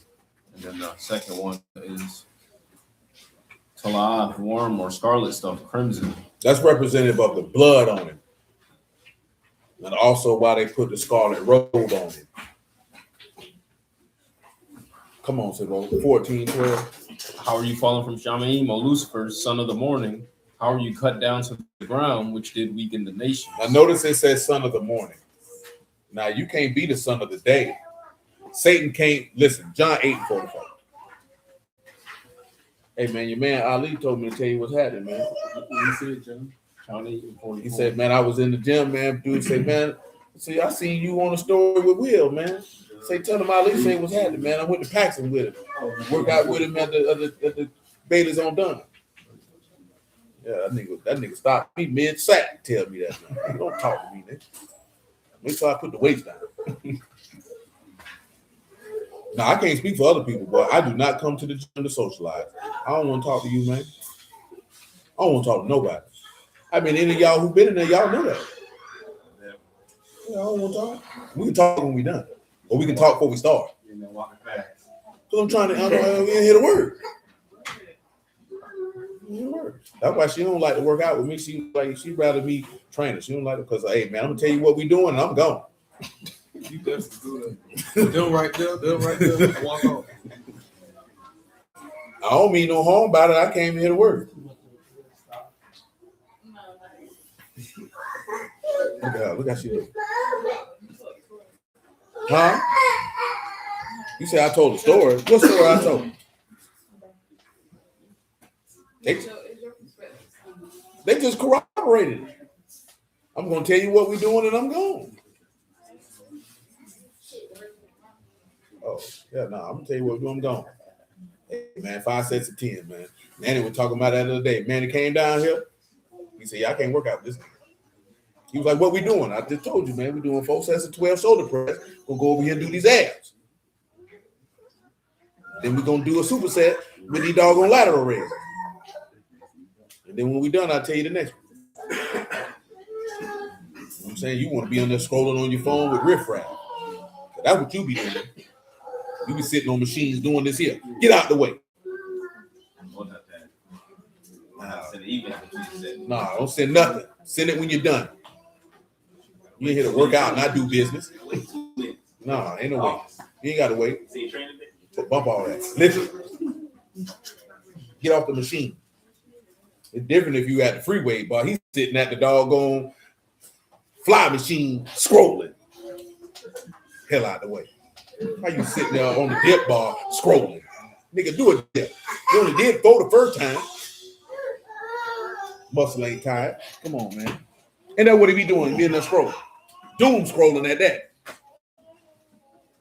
Man, I'm enjoying myself. Should be enjoying the weight. Man, say I don't want to fool with you because you're going to be in there working out. Go ahead, man. So you are of your father the devil, and the lust of your father you will do. Why? He was a murderer from the beginning, and abode not in the truth, because there is no truth in him. When he speak a lie, he speak of his own, for he is a liar. So there's no way he can have light in him if ain't no truth in him. It's not possible. Do y'all remember when it said if they don't speak according to this word, it's because there's no light in them? Do you remember what that word light defined to? You got to remember the Hebrew word. Just do you remember the definition of that word? No. You might have to help him out, see. You might have to go to the chapter. You know what chapter it is? It's 8 and 20, Isaiah. You can read it and then you can define it. Oh, for sure, Brother Joseph. I meant to say something 10 minutes ago. It said to the law and to the testimony, if they speak not according to this word, It's because there's what? no light in them. What that light mean, man? What that word This is? is shakar, dawn. Tell them what testimony means. Teudah, testimony, attestation, confirmation. So that testimony, he said there ain't no day dawn in them. If you remember what day dawn mean from 2 Peter 1 and 19, he just told you it wasn't no morning star in them. And if ain't no morning star in them, that means Lucifer ain't in them, which means the light bearer is not in them. So how in the world does Satan have the ability to give prophecy that he don't possess? That means ain't no light in him. That means the Son of God is not in him. Because it tell you in Revelation 2, he said, you know, and to him that overcome, will I give the bright and morning star. You know what I'm saying? But nevertheless, back to Isaiah 14 and 12. Go ahead. And 12. How are you fallen for Shamim, O Lucifer, son of the morning? Mhm. How are you cut down to the ground? Cut down to the ground. Which did weaken the nations. Now, how did he weaken the nations? Because John 15 tell you, if I wouldn't have came and did the work that no other man did, they would have not had sin. But now that I've came, they have no cover for their sin. So now the nations have been weakened. You have no excuse. Give them weakened by definition in that passage, man. That is kalash, to be weak, to be prostrate, to disable. Now he disabled you. Now he's caused you to bow or prostrate. Because at the name of Yahushua, every knee gonna bow and every tongue gonna confess. Verse 13. You have said in your heart, I'll ascend in the Shamaim. He said in your heart, you do what? Ascend in the Shamaim. And what else? I'll exalt my throne above the stars of Alahym. I'll also sit upon the mount of the congregation In the sides of the north. Now, this is the first question. Where can you read where the Lord said he wanted to go in heaven? Because you can't read nowhere where Satan said he wanted to go to heaven. John 6 and 62. You can't read nowhere in the text where Satan said, I'm going to go to heaven. Nowhere. Can't find it. It ain't there. What did it say? John 6 and 62? It said, what? And if you shall see the Son of Man ascend up where he was before. Well, what about John 16 when he said it's expedient for you that I depart? If I don't depart, then the Comforter can't come to you. So there's your aspect of him discussing the aspect of he will ascend above the heights of the clouds. Where does that theology come from that Satan rules from heaven? From out of man's butt. He pulled it straight out of his butt and made it up. Because Satan never says that he want to rule heaven. It also could possibly come from, it's talking about there was a war in heaven in Revelation, but there's nothing explicitly that states that Satan wanted to rule in heaven. Can't find it. It ain't there. You know what I'm saying? What was the next one? He said he would ascend into heaven. No, that's the last one. That's not after he will ascend into heaven. What's the next one? I will exalt my throne above the stars. You can read in Hebrews 1 and 8. Now, throne above the stars, for those of you who don't know, stars is Kokab. That's the progeny of Mashiach. But this is here is referring to the angels. So, of course, Psalms 45. Well, he's going to quote Psalms 145 in Hebrews, so it don't even matter. Hebrews 1 and 8. But unto the Son he saith, your throne, O Alahym, is forever and ever. A scepter of righteousness is the scepter of your kingdom. Right. You have loved righteousness and hated iniquity. Mhm. Therefore, Alahym, even your Alahym, have anointed you with the oil of gladness above your fellows. So he's above the angels. Obviously, if he the King of Kings, Lord of Lords, and Son of God, he's above them. So when you see him talking about exalting his throne above the stars, Satan never said he was going to exalt his throne above anybody. He never talked about a throne to be exalted. Not one time. Listen, you don't see Satan talking too much or nothing. Let me sit back and use my memory. Okay, you got Genesis 3 with the serpent in the garden. You know, it don't say Satan or the devil explicitly. That's attributed to him. You got Job where he come in, you know, playing the role of an accuser, like I said in Revelation, because that's the other thing that Satan is. He's an accuser. What does that mean? He'll go to heaven and be like, if you put him in this position, I bet he fold. That's what type of nigga this is. You know what I'm saying? You got when he moved David to number the people. Zechariah with the. You got Zechariah when he was resisting Yahushua, son of Jehozadak. And that's it. Outside of the New Testament. So when you get in the New Testament, you got him tempting Yahushua. You got him jumping into Judas. And that's it. Outside of some of the things you'll read in Revelation. And that's it. Now, there's a loose reference to him in Isaiah 24 and 23, but you got to have some understanding about that. But like, you know, he's mentioned in Psalms 109 about the betrayer to let Satan stand at his right hand, you know, to oppose him. But he's not in outside of Genesis 3. He ain't nowhere else in Genesis. You know what I'm saying? He ain't nowhere in Numbers. He's not in Leviticus. He's not in Deuteronomy. He's not in Judges. He's not in any of these locations. And that's what I meant by we take a small player in the story and make him a bigger factor than what he is, because the devil that you need to fight is the lust in your own heart, not Satan. Satan ain't nobody you got to fight. Now, of course, Peter instructs you to resist him steadfast in the faith and he'll flee from you, because he going to try to get you and get you off track. That's why I say he go about as a roaring lion seeking to whom he may devour, because he's trying to catch ignorant people or goofy people. Now, it's also he's mentioned in, you know, the parable of the sword that if you don't understand the word, he'll snatch that word away from you so you can get what was already sown in your heart that you ain't wanted in the first place. You know what I'm saying? Yeah, the Lord said that in the parable of the sword. Get it for him, say Matthew 13 and 17.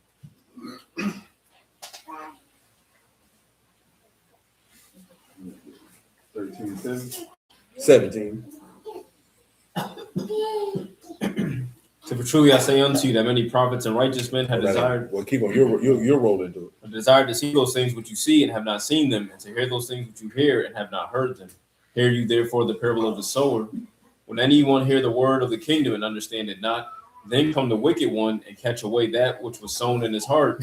This is he which receives seed by the wayside. So notice when he said the word of the kingdom, this means the dominion of Yahuah. Now take us back to Isaiah 52 and 7. When he say, you know, beautiful are the feet of them upon the mountains that they declare unto Zion their Alahym is modeled, or that he reigns. So when you don't understand the dominion of God, Satan will come through and snatch that right away from you to what was already sown in your heart. Because if it was sown in your inward man, you ain't want it anyway. Esau, Absalom. Oh yeah, Esau ain't never wanted it. You know, Absalom wanted power. Esau ain't wanted it. You know what I'm saying? Because, you know, Esau sold his birthright for some beans because he didn't value it, because he never wanted it. You know what I'm saying? He didn't value the right of the firstborn and the blessing of Yahuah. It wasn't important to him, so I'll sell it. The word ain't important to a lot of people.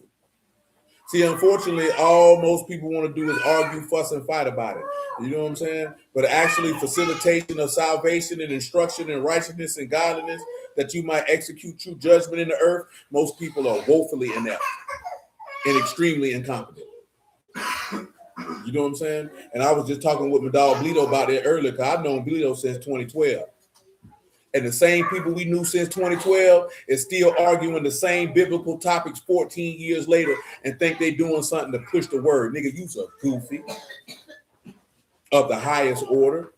And you think the Lord in heaven sitting down there, yeah. Like, look at this whole nigga, I don't fool with this boy. You know what I'm saying? Because you ain't really doing nothing. No, we talked about that last night. You ain't really making nothing happen. Because who are you benefiting?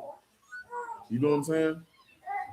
Most people don't seek to be, again, most people don't seek to be of value to anybody.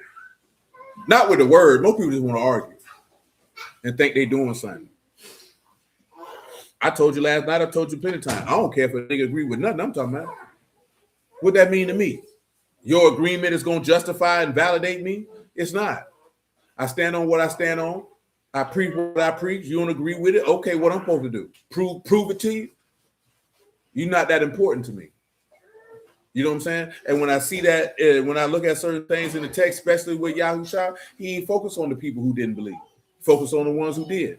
And that's the token that I've always tried to express to you. Stop trying to convince people who don't want it, and you got somebody standing there who want it.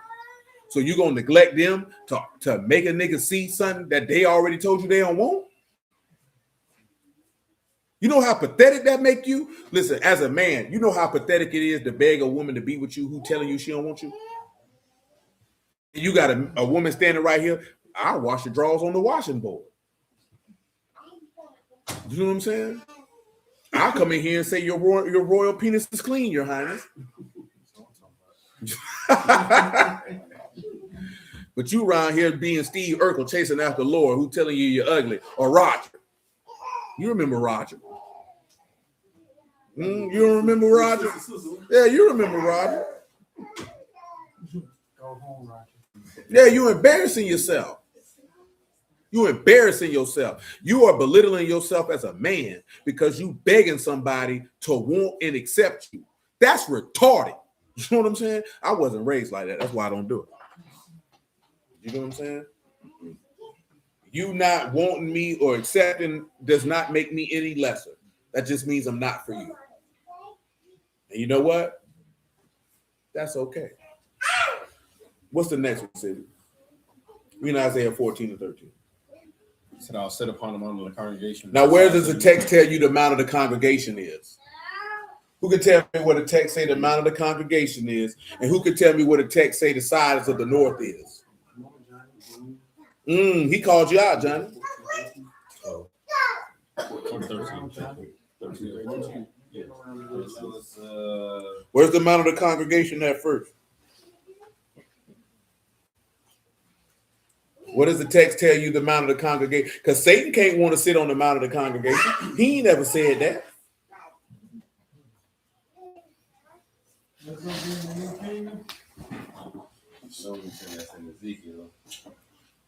What's in Ezekiel? Well, I know the side of the north in Ezekiel. Well, not directly, but it is. But that's not the one you want. But it is in Ezekiel. But the one you want is not in Ezekiel. That's correct. But there is a passage that tells you explicitly and specifically with that terminology. It is in Psalm 48. You see Civic, but where the amount of the congregation at though? Skip that one. Doggone it. Don't skip him. You ain't no young school girl. What you skipping for? Johnny, you just skip school, man? Or you skip school? Skipping to school. That's what I said. Was you skipping the school or did you skip school? That boy skipped. That boy's. That's right, Mother Sharona. It's in Jerusalem. That boy skipped school to go smoke cigarettes. Ain't that something? That boy skipped school to go smoke a Newport and go right back to class.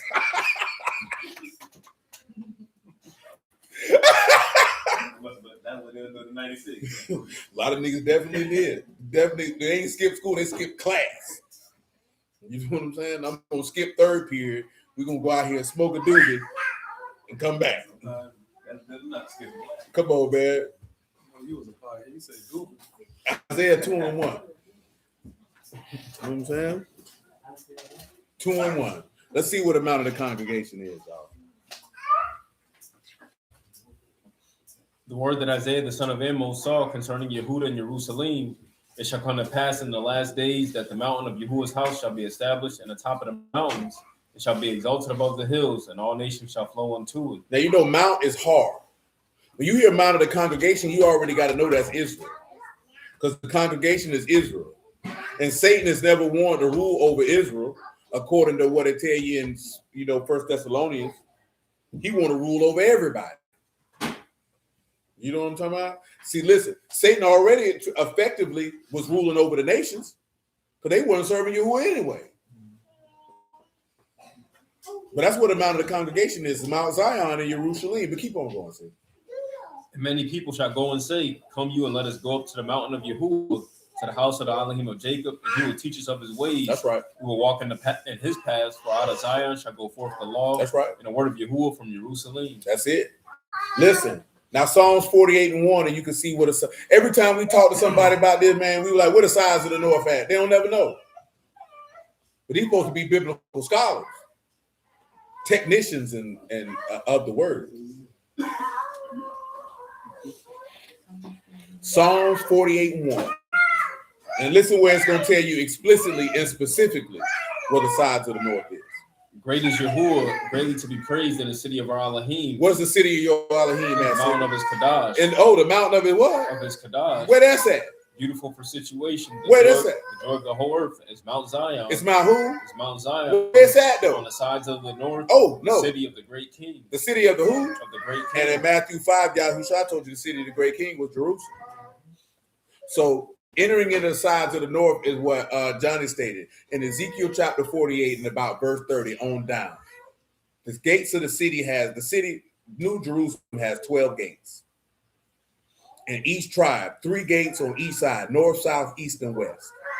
And you can't go through the gate. If you from Ephraim and she from Issachar, you can't go through her gate and she can't go through yours. She got to go through Issachar's gate and you got to go through Ephraim's gate.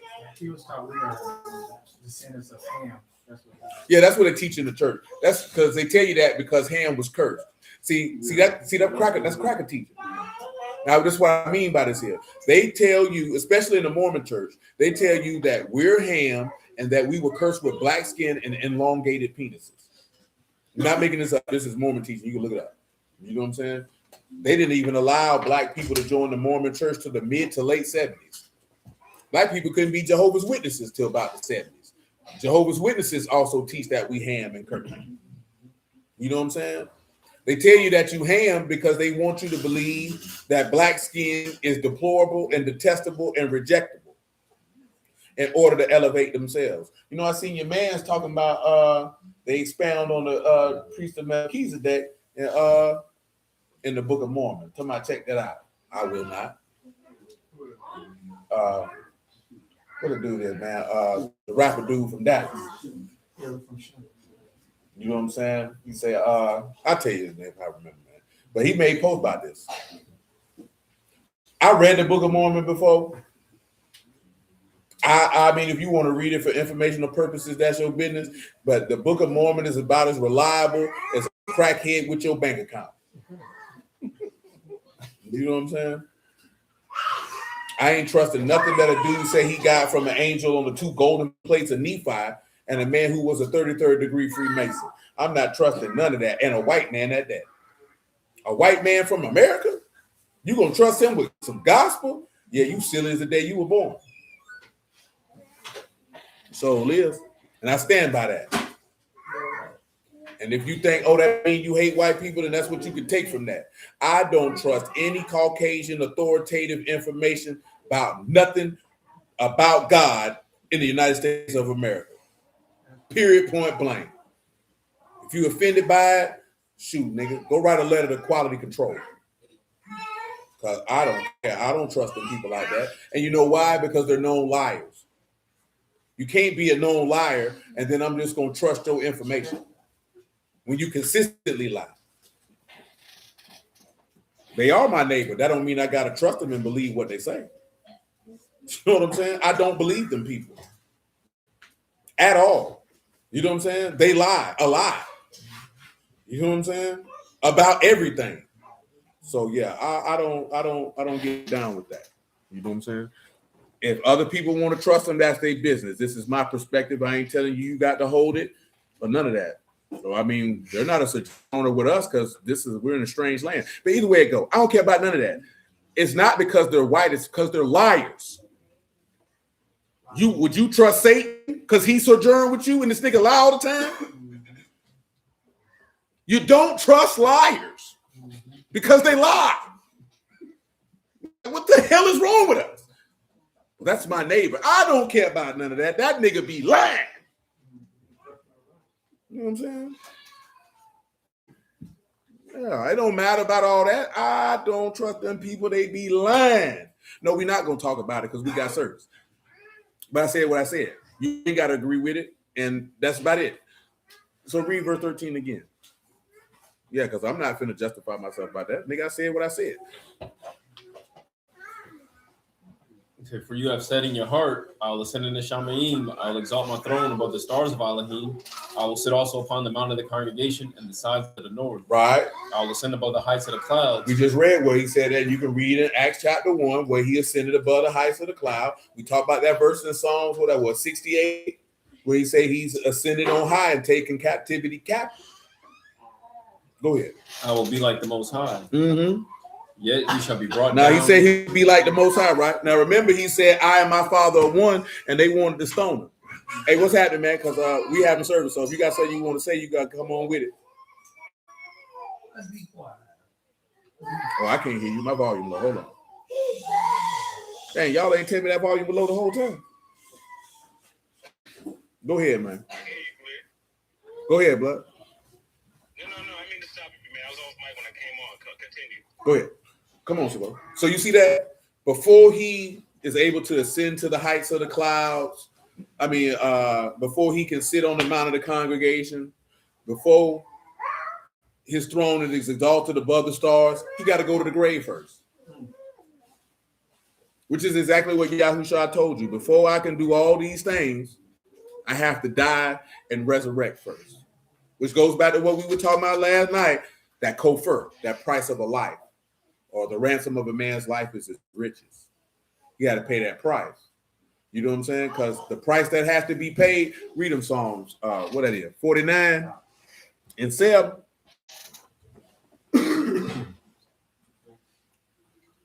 What time it is? 10:44? I ain't gonna go much longer, man. We churn already in here looking ugly. Nisha in here sleep.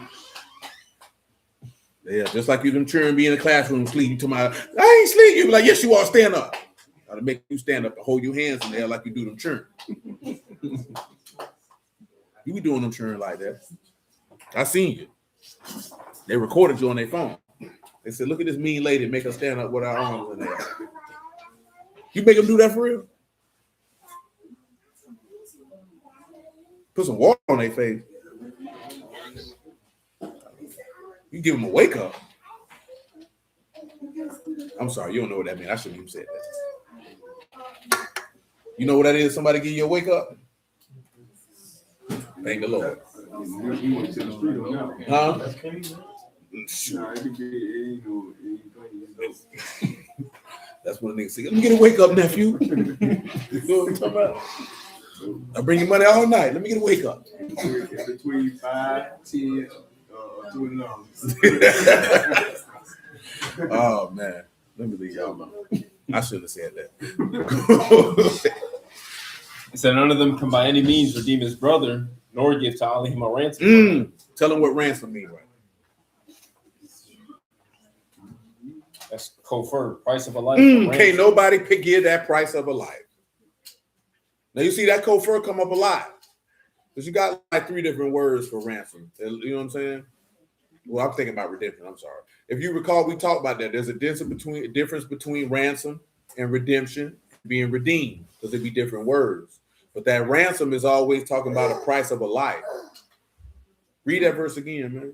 Say, none of them can by any means redeem his brother, nor give to Alahym a ransom. So no man can give his life for his brother. Why? For the redemption of their soul is precious and it ceases forever. Tell them what redemption means right there, man. Let's see if it's Padah. This one is pidion, ransom or redemption. So that's the difference of ransom or redemption, or that Redeemed in the previous verses.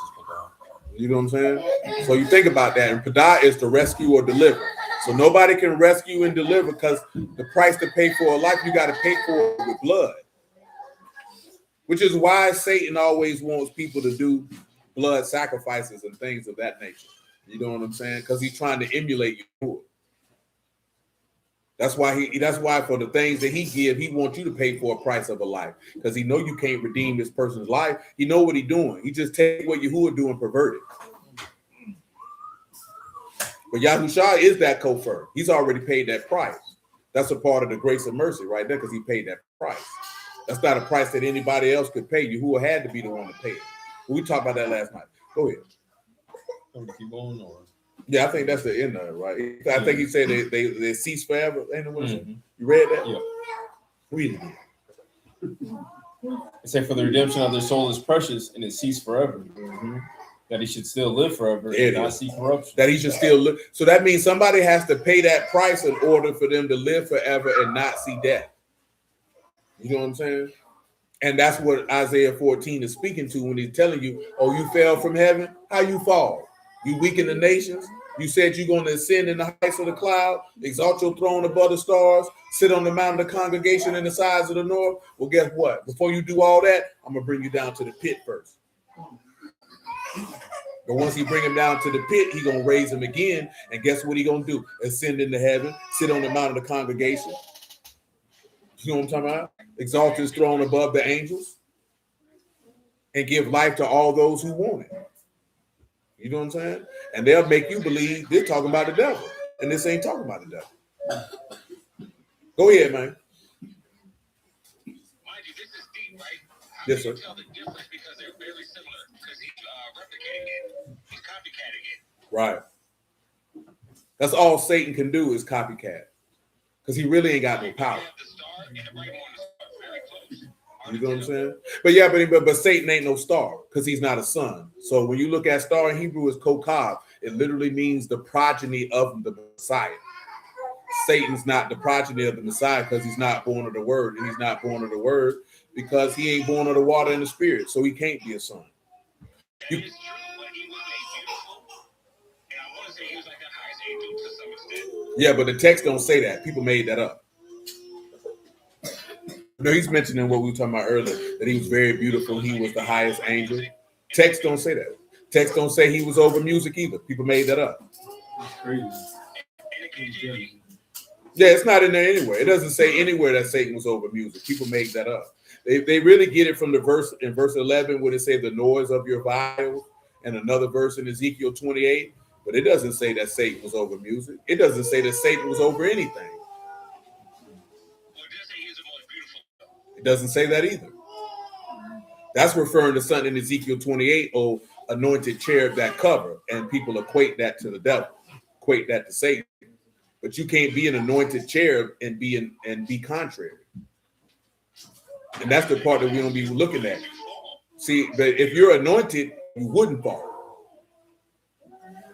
See that? I do agree, but what I'm saying is that the highest that rebels becomes the lowest. And that's fair, and I understand your point of view when it comes to that. I'm just stating like certain points, like you referencing, like we can't read it. It's really more folklore or interpretation of other passages that people have that they ascribe to a man who's an adversary. He's just an enemy.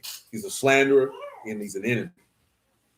He's not that important, and he's a tempter and an accuser, and we give him way more importance than he should have. Because when you understand who you deal with, if you understand your opponent, then you can defeat your opponent. And our opponent ain't that deep. Because he never wanted to go to heaven and rule. Because the book tell you that the Mount of the Congregation is in Jerusalem, and that's the throne of David, and that was promised to the Son, not to Satan. And Satan don't want to sit on it. Because why would Satan want to sit on the throne of a man who he finds contemptible? He don't fool with Yahuah, and he don't fool with David. So why would he want to sit on his throne? Let me ask you this. Why does he hate humans so much? Mankind. Why does he hate mankind so much? He doesn't that he hate mankind, he hate God.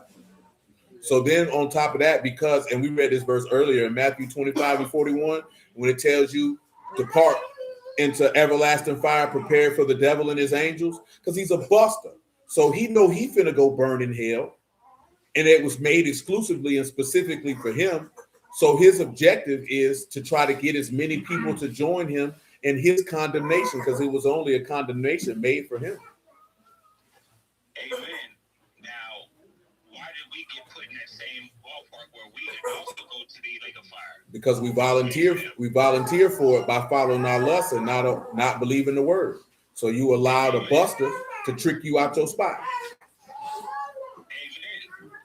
Amen. But is it true that the lake of fire and I guess you say torment are two different things? I mean, they one and the same, really. But I mean, it depends how you want to look at it. Let me ask you this: all jokes aside, is the enemy the same enemy from beginning to end?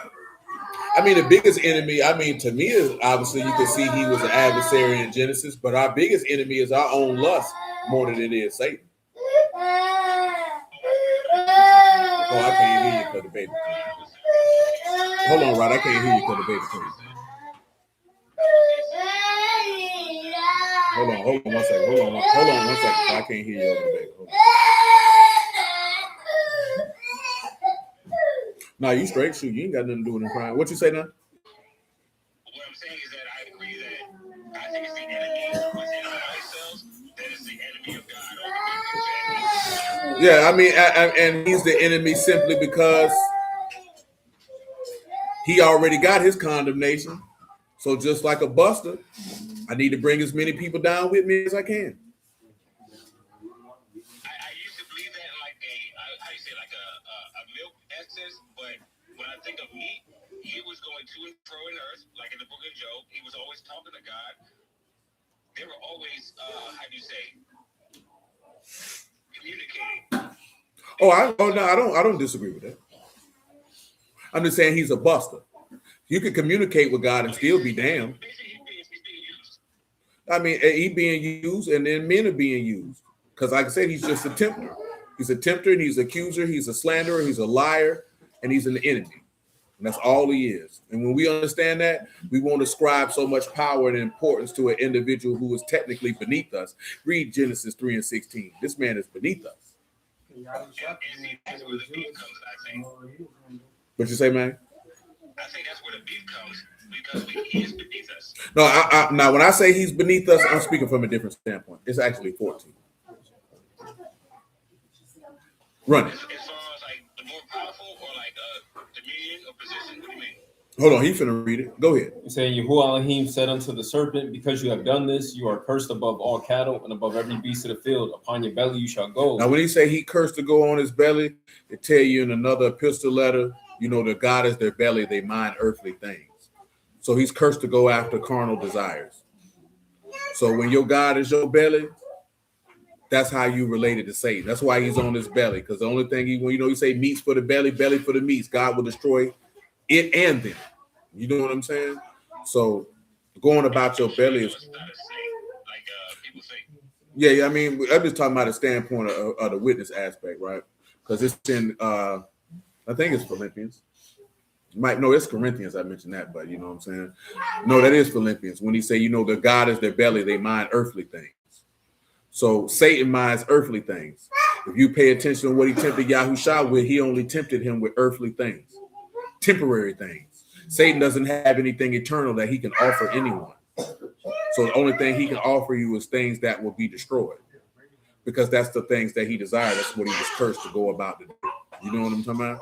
So we have to make sure that our desire is not earthly things, or we'll end up in this. Shoot! Off the top of my head, what the last one was? What he asked me to do? Bow down and worship him. Yeah, you know what I'm saying? And all that is give me reverence. But also, he's trying to get the Lord off track to not fulfill the word. Because if the word don't get fulfilled, then nobody's redeemed and everybody go to hell with him. Which is what he wants. A real F nigga. You know what I'm saying? Of the highest order. You know what I'm talking about? Actually, you're 100% right. I didn't know that he wasn't sure if that was real or not. I used to think he always knew, but he didn't. Mm-hmm. What do you think? Say that last part again. I didn't know. I used to think that Knew what? Satan knew that was the real one, the real deal. What, that he knew that Yahushua was the son of God? Yeah, the real son of God. No, yeah, he knew it. Because remember, the unclean spirit say, I know who you are. You Yahushua, the son of God. You come to destroy. He knew. Correct. But it also said if Satan knew what he did, he wouldn't have done it. No. It said if men knew what they did, not Satan. It said if men would have known, they wouldn't have killed the prince of esteem. You talking about the men. If the men of Israel would have known who he was, they wouldn't have done it. Oh, and that's not reference to Satan. No. It's talking about the people. I appreciate that correction, my Yes, brother. sir. Yeah, we're talking about the people. Finish that for me, sis. We in verse 15. Mm-hmm. But I can see why you would say that. But yeah, in Acts 3, Peter say that, and he was talking about the people. In 1 Corinthians 2, Paul writes that, and he was talking about the kings and the rulers. If they would have known, they wouldn't have done it. That's why he can say, Abba, forgive them, for they know not what they do, because then people didn't really know who he was to really understand what they were doing. Because if you would have known who he was and you did that, oh, you certainly going to hell.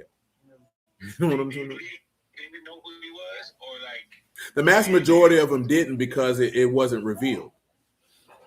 Because he hadn't resurrected from the dead and shown everybody that the whole book was about him. So that hadn't been revealed. So they really didn't know.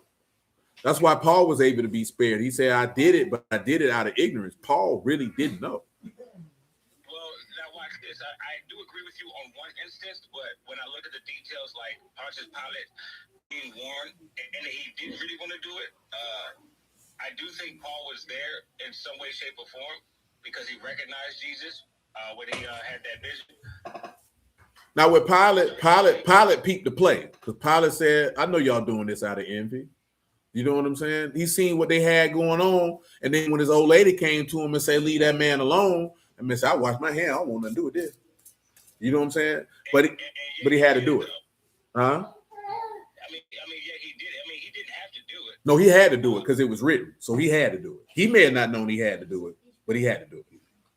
Didn't he lose power, or like he killed after that, shortly after that? He may have did, but that's none of our concern, because them sinner problems. You know what I'm saying? But yeah, he had to do it. Just like Peter had to deny him, just like all the other disciples had to flee. Everything had to go exactly as planned, exactly how it was prophesied, exactly how it was laid out. It wasn't going to deviate to the left nor to the right. It was going to go exactly how he said it was going to go, all the way to the I T. do agree with that. You know what I'm saying? So he had to do it. What I have is that the prophecies have like a layer where it's confusion. That's why when Jesus said, who do you say I am? Some say you're John the Baptist, some say you're Elijah, some say you're a prophet. There's a Fair. lot of people that fit that script. But the thing is he hadn't died and resurrected yet. Always the key component, which y'all in here know that. When he resurrected from the dead, see what he did. These are the things written in the law of Moses and in the Psalms and in the prophets concerning me. And then those things are made plain. Those things weren't plain before he died. And those things weren't plain before he resurrected. You know what I'm saying? Because they didn't know. They weren't made plain. They didn't know. And what you say now? Who resurrected before he died? No, I'm saying that the information of what things meant, those prophecies meant, it wasn't made plain till the Lord rose from the dead. I do agree with that. So yeah, it said even the angel said many righteous men want to know, didn't know. The angels didn't know. Pastors say the disciples didn't even know. The scripture said he had to resurrect from the dead. Those people didn't know. But think about it. Didn't Lazarus come from the dead? Yeah, but he died again. Yahushua never died again. Hold on. After he rose up, he died again? Shoot, why wouldn't he die again? He didn't have eternal body. He didn't change his form. He was still flesh and blood. He didn't come up with the same body. Yeah, he did. There's a lot of people in the text who got resurrected from the dead. That little girl died. She got resurrected from the dead. You think she still lived forever? No, she died. I do agree with that, but he died 4 days, which is past the time of, how you say, like natural decomposition. Like he should be able to come back. Yeah, but then when you read Ezekiel 37, he said, I'll bring you tendons and flesh and put breath in your lungs. That's a light matter, man. Ain't nothing too hard for God, man. That's a light matter. Whether you've been dead for 4 hours, 4 days, or 44 days. That's a light matter. No, I agree with you, right? But when you think about like context and science, there's a reason that he was gone for 3 days, 3 nights. If I'm correct, that's past the time of you coming back to life in any way, shape, or form in the flesh. According to man's wisdom, but Yahuwah is not limited to that. Oh, amen, amen. But what I'm saying is like the law of the flesh that God created. After 3 days, your body is either too done, or you have to have a new body to actually start to live again, to come back to life, because your heart shuts down, like the organs are gone. You see what I'm saying? Yeah, but all Yahuwah got to do is speak a word, man. That's nothing. Like I said, is anything too hard for me? It's nothing. Amen. But what I'm saying is that when he came, No, I get you, because you're looking at it from a natural standpoint. I'm not. From a natural standpoint, I don't disagree with anything that you're saying. But when we're talking about the word of Yahuwah, he's not limited to that. Well, he has a new body. Did he walk through a wall, like the scripture says? No, I mean, Yahushua did. Lazarus did. Lazarus walked through a wall. No, he walked through no wall. Man, after you read about Lazarus resurrected from the dead, you don't read about Lazarus no more. That's what I'm talking about. Is that he's actually the first one that everybody saw come back to life on the 4th day, if I'm correct. Okay, hold on.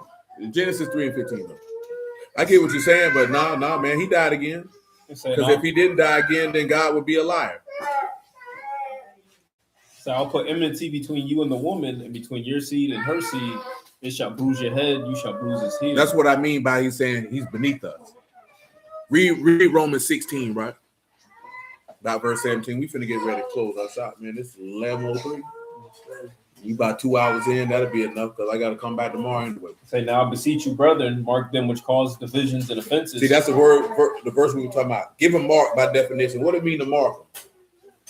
It's scopeo, to look at, observe, contemplate, to mark, to fix one's eyes upon. You see what it said? To look at and observe. I see you.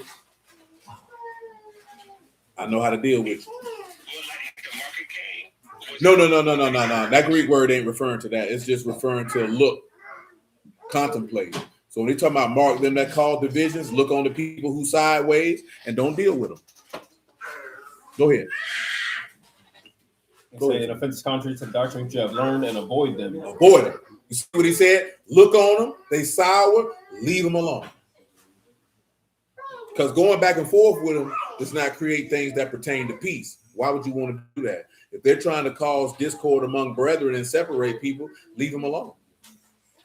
See, that's why I say if people in there do stuff like that, I ain't fooling with you no more, because that's what the book tells me to do. Don't fool with you. But didn't Christ do that? Say, I need to bring a sword. Yeah. But that's different. That's different. He talking about separating people based off of them not believing on him, versus Paul is writing to a congregation telling them if there's people who's causing divisions among the body, look upon them and don't fool with them no more. Once you see that's what type of time they on, don't fool with them. Well, I mean, this just talking to human beings how to operate. You know what I'm saying? You're talking about a gathering of people, and you got whole niggas in it trying to cause separation.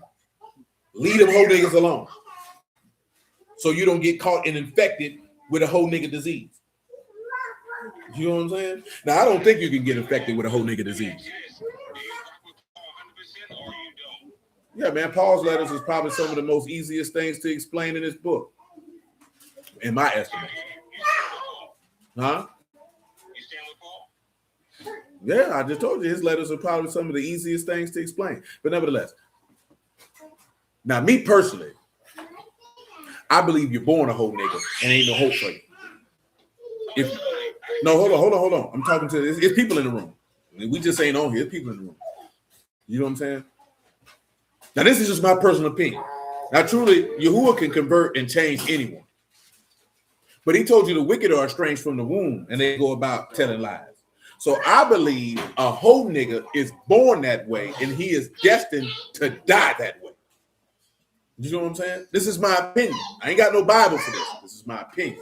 You know what I'm saying? And when I say whole nigga, I mean a less than masculine man. That means this is a man of no virtue, no value, no honor, shiesty, conniving, just a terrible individual all the way around the board. Not, I don't want to say female characteristics, because then that would be like, you know, all women act like that, and they really don't. But you know, in reality, people say you acting like a woman. But nevertheless. Oh, that's great. That's great. No, I'm just messing with you. Go ahead, man. Is there a reason why the wheat and the tares look exactly the same when you're young?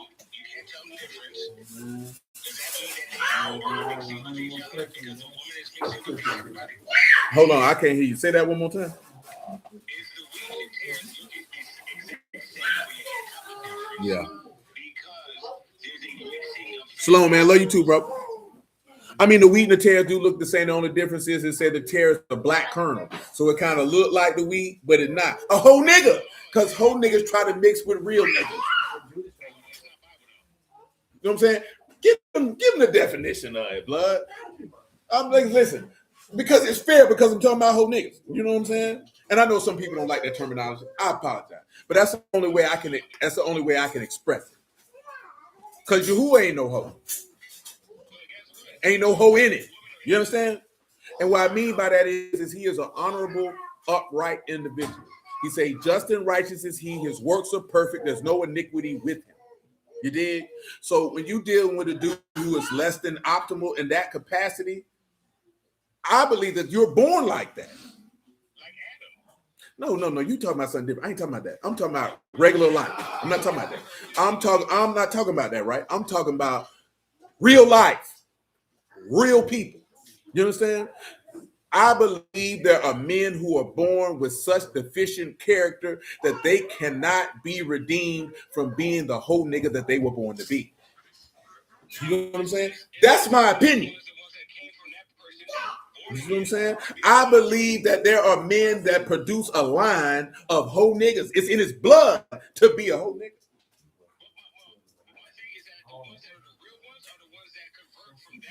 Now that's fair, but I'm not talking about in a spiritual aspect. I'm speaking strictly from the natural. I believe there are men who are born with certain characteristics, but they allow their desires to overtake them. Now, when I'm talking about being real, I'm just talking about being authentic, the true to who you are. Even your faults, even when you're wrong, you can say, okay, I'm out of pocket. See, a whole nigga ain't never gonna do that. Because see, he want to look good in the eyesight of people when he a buster for real. He a dirty Mac. He talk down on his friends. He talk down on other men so he can be just a. I ain't gonna say it.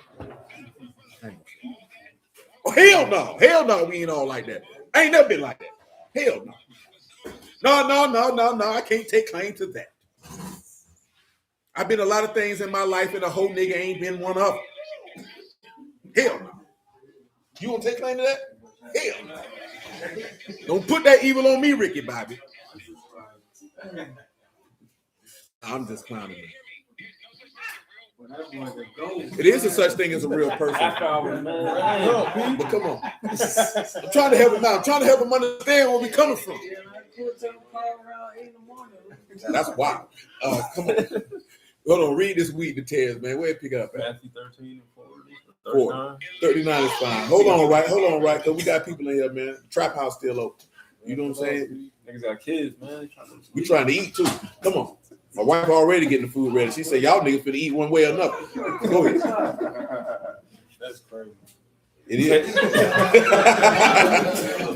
Come on, man. Say the enemy that sowed them is the devil, the harvest is under the world, the reapers are the Alahym, as therefore the tares are gathered and burned in the fire. Tell them what tares mean by definition. That is Zenanion, that is a kind of darnel resembling wheat, except the grains are black. It resembles wheat, but the grains are black. You got a false grain. A false grain. A fake nigga. He looked like a godly man. Remember, he said, y'all like witted sepulchres. You indeed on the outside look beautiful unto men, but the inside is full of uncleanliness and dead men's bones. Say, right, whereas anybody can be trapped in conditions for a certain period of time. So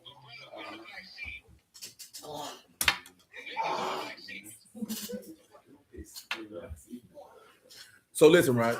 You see how he said this is what type of grain is? This is my opinion.